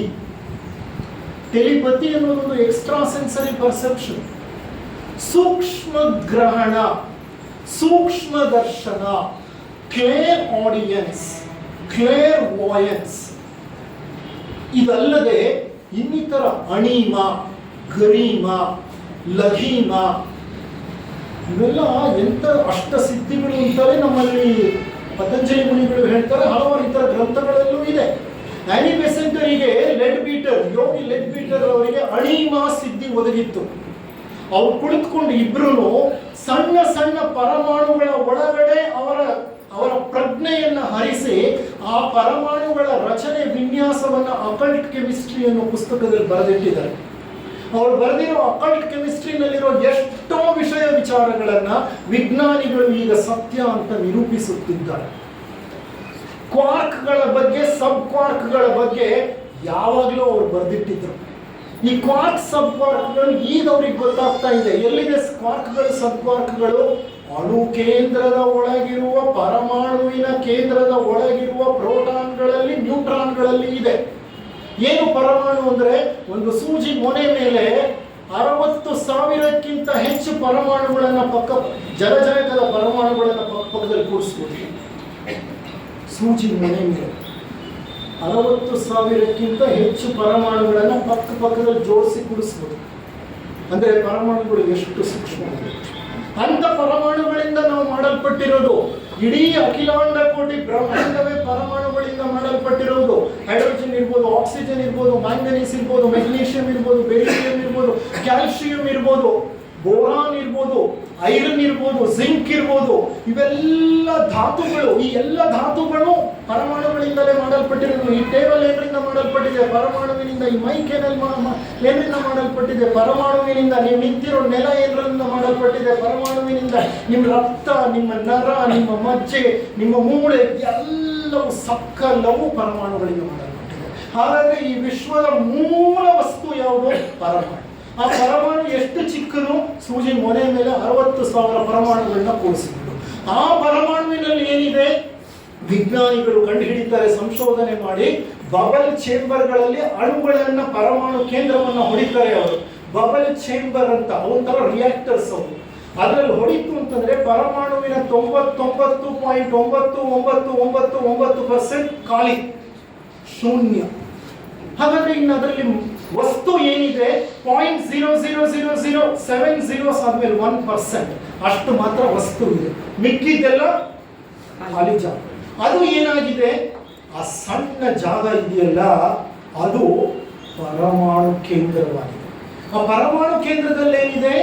ಅದರಲ್ಲಿ ಪ್ರೋಟಾನ್ ನ್ಯೂಟ್ರಾನ್ಗಳಿದೆ. Proton positively charge, neutron electrically static. ಆ ಪ್ರೋಟಾನ್ ನಲ್ಲಿ ಏನಿದೆ? ಅದನ್ನು ಹೊಡೆದು ನೋಡ್ತು ಅಂದ್ರೆ ಅದರಲ್ಲಿ ಅದಕ್ಕಿಂತ ಸೂಕ್ಷ್ಮವಾದಂಥ 3 ಕಣಗಳಿದೆ. ಅವು ಕ್ವಾರ್ಕ್ಗಳು. 3 ಕ್ವಾರ್ಕ್ಗಳು. ಆ 3 ಕ್ವಾರ್ಕ್ಗಳಲ್ಲಿ ಒಂದು ಪಾಸಿಟಿವ್, ಒಂದು ನೆಗೆಟಿವ್, ಒಂದು electrically neutral. Positive quark, negative quark, neutral quark. ಕ್ವಾರ್ಕ್ನ ಹೊಡೆದ್ರು. ಅದನ್ನ ಹೊಡಿತು ಅಂದ್ರೆ ಮತ್ತೆ 3 ಸಬ್ ಕ್ವಾರ್ಕ್ಗಳು ಬಂತು. ಏನಿದೆ ಸಬ್ ಕ್ವಾರ್ಕ್ಗಳು? 1 positive Quark, 1 negative Quark, 1 neutral Quark.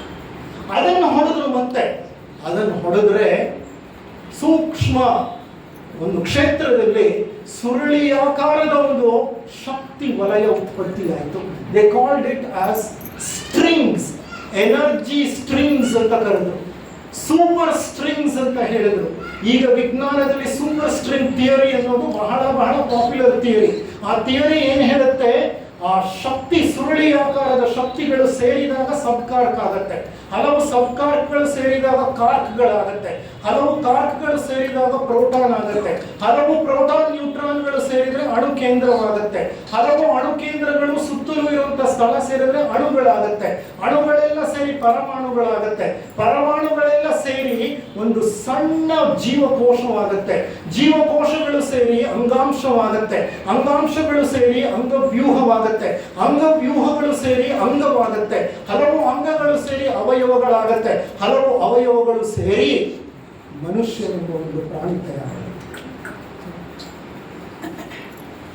ಈ ಬ್ರಹ್ಮಾಂಡವನ್ನು ಅರ್ಥ ಮಾಡಿಕೊಳ್ಳೋದು ಅಷ್ಟು ಸುಲಭವಲ್ಲ. ವಿಜ್ಞಾನಿಗಳು ತಮ್ಮದೇ ಹಾದಿಯಲ್ಲಿ ಹೋಗಿ ಪ್ರಯತ್ನ ಪಟ್ಟಿದ್ದಾರೆ. ಕೊನೆಗೆ ವಸ್ತುವೇ ಮಾಯವಾಗೋಯ್ತು. ಎಲ್ಲೋ ಗಾಳಿಯಲ್ಲಿ ಶಕ್ತಿಯ ಸುರುಳಿ ಕಂಡು ಬಂತು. ಆ ಶಕ್ತಿಯೇ ಒಟ್ಟಾಗಿ ಸೇರಿ ಈ ಕಾರ್ಕ್, ಸಬ್ ಕಾರ್ಕ್, ಆಟಮ್ ಇವೆಲ್ಲ ಆಯ್ತು. ಅಂದ್ರೆ ಆಟಮ್ ನೋಡಿದ್ರೆ ಅಷ್ಟು ಒಳಗೆ ಹೋದ್ರೆ 3 ಕಾರ್ಕ್ಗಳಿದೆಯಲ್ಲ, ಏನದು? Positive quark is Brahma, negative quark is negative quark Shiva, neutral quark is Vishnu, positive quark is Brahma ಸೃಷ್ಟಿಕರ್ತ, negative quark is nothing but Shiva. Neutral quark is Vishnu. Neutral ಬೇಕೇ ಬೇಕು. ಯಾಕೆಂದ್ರೆ ನ್ಯೂಟ್ರಲ್ ಇಲ್ಲ ಅಂದ್ರೆ ಪಾಸಿಟಿವ್ ನೆಗೆಟಿವ್ ಜೊತೆ ಕೂತ್ಕೊಳ್ಳೋದೇ ಇಲ್ಲ. ಬ್ರಹ್ಮ ಶಿವ ಒಟ್ಟಿಗೆ ಇರೋದಿಲ್ಲ. ಮಧ್ಯದಲ್ಲಿ ಏನ್ ಬೇಕು? ವಿಷ್ಣು ಬಂಧನ ಶಕ್ತಿ, the bonding energy, pranic energy is Vishnu. ಆ ವಿಷ್ಣುವಿಲ್ಲದೆ ಬ್ರಹ್ಮ ಶಿವ ಇಬ್ರು ಒಟ್ಟಿಗೆ ಸೇರಲ್ಲ. ವಿಷ್ಣುವಿನ ಕೆಲಸನೇ ಪ್ರತಿಯೊಂದನ್ನು ಬಂಧಿಸೋದು, ಪ್ರತಿಯೊಂದಕ್ಕೂ ರೂಪ ಕೊಡೋದು, ಅದೇ. ನಾವು ಮರಣ ಹೊಂದಿದಾಗ ಆತ್ಮ ಏನಾಗುತ್ತೆ? ಆತ್ಮ ಶಿವ ತತ್ವ. ಈ ಆತ್ಮ ಹೊರಟೋಗುತ್ತೆ. ಆತ್ಮ ಹೊರಟೋದ ಮೇಲೆ ಈ ದೇಹ ಏನಾಗುತ್ತೆ? ಶವವಾಗಿ ಹೋಗುತ್ತೆ. ಶಿವನಿಲ್ಲದ ದೇಹ ಶವ. ಆತ್ಮ ಹೊರಟೋದ್ಮೇಲೆ, ಶಿವ ಹೊರಟೋದ್ಮೇಲೆ ವಿಷ್ಣು ಹೇಳ್ತಾನೆ, ನಾನು ಯಾಕೆ ಇಲ್ಲಿರಬೇಕು? ವಿಷ್ಣು ಯಾರು? ಪ್ರಾಣಶಕ್ತಿ, ಹರಿದಿರೋ ಪ್ರಾಣ. ಆ ಪ್ರಾಣವೇ ನಮ್ಮ ಮನಸ್ಸನ್ನ, ನಮ್ಮ ಸ್ಥೂಲ ದೇಹವನ್ನ ಹಿಡಿದಿಟ್ಕೊಂಡಿರೋದು, ಬಂಧನ ಶಕ್ತಿ. ವಿಷ್ಣು ನಾನು ಹೊರಟೋಗ್ತೀನಿ ಅಂತಾನೆ. ವಿಷ್ಣು ಹೊರಟೋದ್ಮೇಲೆ ಏನಾಗುತ್ತೆ? ನಮ್ಮ ಶರೀರದ ಅಣುಗಳೆಲ್ಲ ಒಂದಕ್ಕೊಂದು ಸೇರ್ಕೊಂಡಿರೋದು ಏನಾಗುತ್ತೆ? ಎಲ್ಲ ಬಿಟ್ಕೊಂಡು ಬಿಡುತ್ತೆ. ಶವನ ಹೂತ್ ಹಾಕಿ ಒಂದು ತಿಂಗಳಾದ್ಮೇಲೆ ಹೋಗಿ ನೋಡಿ, ನಿಮ್ಗೆ ಏನಾದ್ರು ಚರ್ಮ ಕಾಣುತ್ತಾ? ನಿಮ್ಗೆ ಏನಾದ್ರು ಸ್ನಾಯು ಕಾಣುತ್ತಾ? ಇಲ್ಲ. ಎಲ್ಲ ಹರಿದು ಹಂಚೋಗಿರುತ್ತೆ, ಮಣ್ಣಲ್ಲಿ ಮಣ್ಣಾಗೋಗಿರುತ್ತೆ, ಪಂಚಭೂತಗಳಲ್ಲಿ ಸೇರ್ಕೊಂಡ್ಬಿಟ್ಟಿರುತ್ತೆ. ಹೌದಾ ಅಲ್ವಾ? ಇದೆಲ್ಲ ಆದ್ಮೇಲೆ ಬ್ರಹ್ಮ ಹೇಳ್ತಾನೆ, ಇಲ್ಲಿ ನನಗೇನು ಸ್ಥಾನ? ನಾನು ಈ ಪದಾರ್ಥವನ್ನು ಪಂಚಭೂತಗಳಿಂದ ತಗೊಂಡು ರಚನೆ ಮಾಡಿದೆ. ಪಂಚಭೂತಗಳಿಗೆ ಹೋಗಿ ಸೇರ್ಕೊಳ್ಳಿ ಇವೆಲ್ಲ ಅಂತಾನೆ. ಜಲತತ್ವ ಜಲಕ್ಕೆ ಹೋಗುತ್ತೆ, ಪೃಥ್ವಿ ತತ್ವ ಪೃಥ್ವಿಗೆ ಹೋಗುತ್ತೆ, ವಾಯು ತತ್ವ ವಾಯುವಿಗೆ, ಅಗ್ನಿ ತತ್ವ ಅಗ್ನಿಗೆ, ಆಕಾಶ ತತ್ವ ಆಕಾಶಕ್ಕೆ. ಅಂದ್ರೆ ತ್ರಿಮೂರ್ತಿಗಳು 3 ಜನರು ಹೊರಟೋರು. ಇವರೆಲ್ಲ ಹೋಗುವಾಗ ಪಾರ್ವತಿ ಏನ್ ಹೇಳ್ತಾಳೆ? ನಾನು ಯಾಕೆ ಇಲ್ಲಿ ಇರಬೇಕು? ಶಿವನೇ ಇಲ್ಲದೆ ಇರೋ ಜಾಗದಲ್ಲಿ ನಾನು ಯಾಕೆ? ಕುಂಡಲಿನಿ ಸಹ ಆ ಶರೀರವಿಲ್ಲ, ಅದು ಇರೋದಿಲ್ಲ. ಈ ಶರೀರ ಸಂಪತ್ತು ಲಕ್ಷ್ಮಿ, ಆಕೆನೂ ಕರಗಿ ಹೋಗ್ತಾಳೆ. ಪಡೆದಂತ ಜ್ಞಾನ ಅದು ಹೊರಟೋಗುತ್ತೆ, ಸರಸ್ವತಿ. ನಾನು ಯಾಕಿದು ಹೇಳ್ತಿದ್ದೀನಿ ಅಂದ್ರೆ, ಮನುಷ್ಯನ ಶರೀರದಲ್ಲಿ ತ್ರಿಮೂರ್ತಿಗಳು ಇದ್ದಾರೆ. ಆ ತ್ರಿಮೂರ್ತಿಗಳ ಮೂರು ಪತ್ನಿಯರು ಇದ್ದಾರೆ. ಅದಕ್ಕೆ ಹೇಳೋದು ದೇಹವೇ ದೇಗುಲ. Human body is a temple of god. ಶಿವತತ್ವವನ್ನ ನಾನು ಈ ರೀತಿ, ನಾನೇನೋ ನಿಮಗೆ quark subquark, positive negative neutral, ಇದು ಹೀಗೆ ಅದು ಹಾಗೆ ಅಂತ ವಿವರಿಸಿ ಹೇಳಿದ್ದೆ. ಆ ಕಾಲದಲ್ಲಿ ವಿಜ್ಞಾನ ಜನರಿಗೆ ಗೊತ್ತಿರಲಿಲ್ಲ. ಅವರಿಗೆ ಇದನ್ನೆಲ್ಲ ಹೇಳಿದ್ರೆ ಅವ್ರಿಗೆ ಅರ್ಥವೂ ಆಗ್ತಿರ್ಲಿಲ್ಲ. ಹಾಗಾಗಿ ಶಿವತತ್ವವನ್ನು ಆ ರೀತಿ ನಮಗೆ ಬಿಂಬಿಸಿದ್ದಾರೆ, ಒಂದು ಮೂರ್ತಿಯಾಗಿ ತಿಳಿಸಿದ್ದಾರೆ. ಆ ಮೂರ್ತಿಯಲ್ಲಿ ಕೆಲವು ಕ್ಯಾರೆಕ್ಟರಿಸ್ಟಿಕ್ಸ್ ನ ಇಟ್ಟಿದ್ದಾರೆ, ಅದರಲ್ಲಿ ಸೂಕ್ಷ್ಮ ಅರ್ಥವಿದೆ. ನಾವು ಅದನ್ನು ತಿಳ್ಕೊಳ್ಳೋ ಪ್ರಯತ್ನವನ್ನ ಮಾಡಬೇಕು. ಇಲ್ಲಿ ಈಗ ಕೊನೆಗೆ ಸಹಸ್ರಾರ ಚಕ್ರಕ್ಕೆ, ಆಜ್ಞಾ ಚಕ್ರಕ್ಕೆ ಬಂದಾಗ ಈ ಪ್ರಪಂಚದಲ್ಲಿರುವ ಹಲವಾರು ಆಯಾಮಗಳು ಗೋಚರವಾಗುತ್ತೆ ನಮಗೆ. ಇದುವರೆಗೂ ನಮಗೆ ಕಾಣದೇ ಇರುವಂತ ಸೂಕ್ಷ್ಮ ಶಕ್ತಿಗಳು, ಸೂಕ್ಷ್ಮ ಲೋಕಗಳು ಕಾಣುತ್ತೆ. ಸೂಕ್ಷ್ಮ ಲೋಕಗಳು, ಸಿದ್ಧಿಗಳು ಸಿಕ್ಕತ್ತೆ. ಅದು ಆಜ್ಞಾ ಚಕ್ರದಲ್ಲಿ ನಡೆಯುವಂತ ಪರಿವರ್ತನೆ. I enter in to quantum field, ಅಂದ್ರೆ my consciousness enters in to quantum field. Quantum field is a very special field. ಅದು it is a pluri potential field ಅಂತ ಹೇಳ್ತೀವಿ. ಪ್ಲೂರಿ ಪೊಟೆನ್ಷಿಯಲ್ ಫೀಲ್ಡ್ ಅಂದ್ರೆ ಅಲ್ಲಿ ಅಸಾಧ್ಯ ಅನ್ನೋದೇ ಇಲ್ಲ. ಅದು ಒಂಥರ ವಿಶಿಷ್ಟವಾದದ್ದು. I don't have the time to get in to the depth of it. ಆ ಪ್ಲೂರಿ ಪೊಟೆನ್ಷಿಯಲ್ ಫೀಲ್ಡ್ಗೆ ಪ್ರಜ್ಞೆ ಹೋಗುತ್ತೆ. ಇಲ್ಲಿಗೆ ನಮ್ಮ ಕುಂಡಲಿನಿ ಶಕ್ತಿ ಬಂದು ನಿಂತಾಗ ಇಲ್ಲಿಂದ ನೆಕ್ಸ್ಟ್ ಏನಾಗುತ್ತೆ? ಅದು ಸಹಸ್ರಾರ ಅನ್ನುವಂಥದ್ದು ಮೇಲಿರೋ ಚಕ್ರ. ಇದು ಪಿಟ್ಯೂಟರಿ ಗ್ರಂಥಿಗೆ ಸಂಬಂಧಪಟ್ಟಿರೋದು. ಪಿಟ್ಯೂಟರಿ ಗ್ರಂಥಿ ಇಸ್ ದ ರಿಂಗ್ ಮಾಸ್ಟರ್. ಅದು ಮಾಸ್ಟರ್ ಆಫ್ ಆಲ್ ಗ್ಲ್ಯಾಂಡ್ಸ್. ಎಲ್ಲ ಗ್ರಂಥಿಗಳನ್ನು, ಎಲ್ಲ ಶರೀರದ ಎಲ್ಲ ಅಂಗ ಅವಯವಗಳನ್ನ ಕಂಟ್ರೋಲ್ ಮಾಡೋದು ಯಾವುದು? ಪಿಟ್ಯೂಟರಿ. ಅದೆಷ್ಟು ಗೊತ್ತಾ? ಇಷ್ಟಿದೆ. ಒಂದು ತೊಟ್ಟಿನಿಂದ ಮೆದುಳಿನ ಬುಡಕ್ಕೆ ಸೇರ್ಕೊಂಡಿದೆ. ಸ್ಮಾಲ್ ಆರ್ಗನ್ ಅದು, ಸ್ಮಾಲ್ ಗ್ಲ್ಯಾಂಡ್ ಅದು, ಡಕ್ಲೆಸ್ ಗ್ಲ್ಯಾಂಡ್ ಅದು. ಇಷ್ಟು ಅದೇನೋ ಹೇಳ್ತಾರಲ್ಲ, ಮೂರ್ತಿ ಚಿಕ್ಕದಾದರೂ ಅಷ್ಟು ಚಿಕ್ಕ ಗ್ರಂಥಿ ಇಡೀ ಶರೀರವನ್ನೇ ಆಟ ಆಡಿಸ್ಬಿಡುತ್ತೆ. ಎಲ್ಲ ಗ್ರಂಥಿಗಳ ಕಂಟ್ರೋಲು ಅದರಲ್ಲೇ ಇರೋದು. It is a control station. ಅದು ಎಲ್ಲಿದೆ? ಸಹಸ್ರಾರ ಚಕ್ರಕ್ಕೆ ಸಂಬಂಧಪಟ್ಟಿದೆ, ಮತ್ತೆ ಆಜ್ಞಾ ಚಕ್ರಕ್ಕೆ ಸಂಬಂಧಪಟ್ಟಿದೆ. ಕರೆಕ್ಟ್ ಆಗಿ ಹೇಳ್ಬೇಕಂದ್ರೆ ಈ ಪೀನಿಯಲ್ ಗ್ಲ್ಯಾಂಡ್ ಅನ್ನೋದು ಅಲ್ಲೇ ಬರುತ್ತೆ. ಆ ಪೀನಿಯಲ್ ಗ್ಲ್ಯಾಂಡ್ ಅನ್ನೋದು ಒಂದು ಸ್ಪಿರಿಚುವಲ್ ಫ್ಯಾಕಲ್ಟಿ. ಸಹಸ್ರಾರ ಚಕ್ರ ಅಲ್ಲ, ಆಜ್ಞಾ ಚಕ್ರ. ಪೀನಿಯಲ್ ಗ್ಲ್ಯಾಂಡ್ ಅನ್ನೋದು ಸ್ಪಿರಿಚುವಲ್ ಫ್ಯಾಕಲ್ಟಿ. ನಮ್ಮ ಅಧ್ಯಾತ್ಮ ಶಕ್ತಿ ಹುದುಗಿರೋದೇ ಪೀನಿಯಲ್ ಗ್ಲ್ಯಾಂಡ್ ಅಲ್ಲಿ. ಅದು ಮೆಲೆಟೋನಿನ್ ಅನ್ನುವಂಥ ಒಂದು ಹಾರ್ಮೋನ್ ಅನ್ನು ಸ್ರವಿಸುತ್ತೆ. Melatonin is a spiritual hormone. ಒಬ್ಬ ವ್ಯಕ್ತಿ ಆಜ್ಞಾ ಚಕ್ರದಲ್ಲಿ ತನ್ನ ಪ್ರಜ್ಞೆಯನ್ನು ಕೇಂದ್ರೀಕರಿಸಿದಂತೆಲ್ಲ ಮೆಲೆಟೋನಿನ್ನ ಉತ್ಪತ್ತಿ ಹೆಚ್ಚಾಗುತ್ತಾ ಹೋಗುತ್ತೆ. ಅದು ಹೆಚ್ಚಾದಷ್ಟು ಮನುಷ್ಯ ಆಧ್ಯಾತ್ಮಿಕದ ಕಡೆ ವಾಲಿ ಬಿಡ್ತಾನೆ, ಆ ಕಡೆ ಬೆಳೆದು ಬಿಡ್ತಾನೆ. ಇರಲಿ.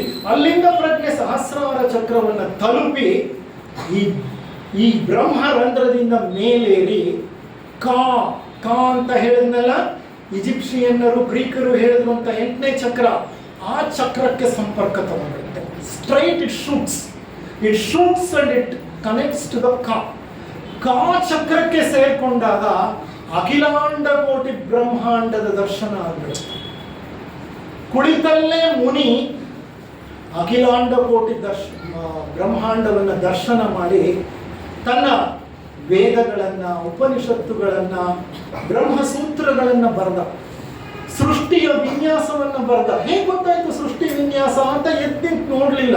ಅದರ ಹತ್ರ ರೇಡಿಯೋ ಟೆಲಿಸ್ಕೋಪ್ ಇರಲಿಲ್ಲ, ಆಪ್ಟಿಕಲ್ ಟೆಲಿಸ್ಕೋಪ್ ಇರಲಿಲ್ಲ, ಎಲ್ಲೋ ಸ್ಪೇಸ್ ಕ್ರಾಫ್ಟ್ ನಲ್ಲಿ ಟೆಲಿಸ್ಕೋಪ್ ಇಟ್ಟು ನೋಡ್ಲಿಲ್ಲ.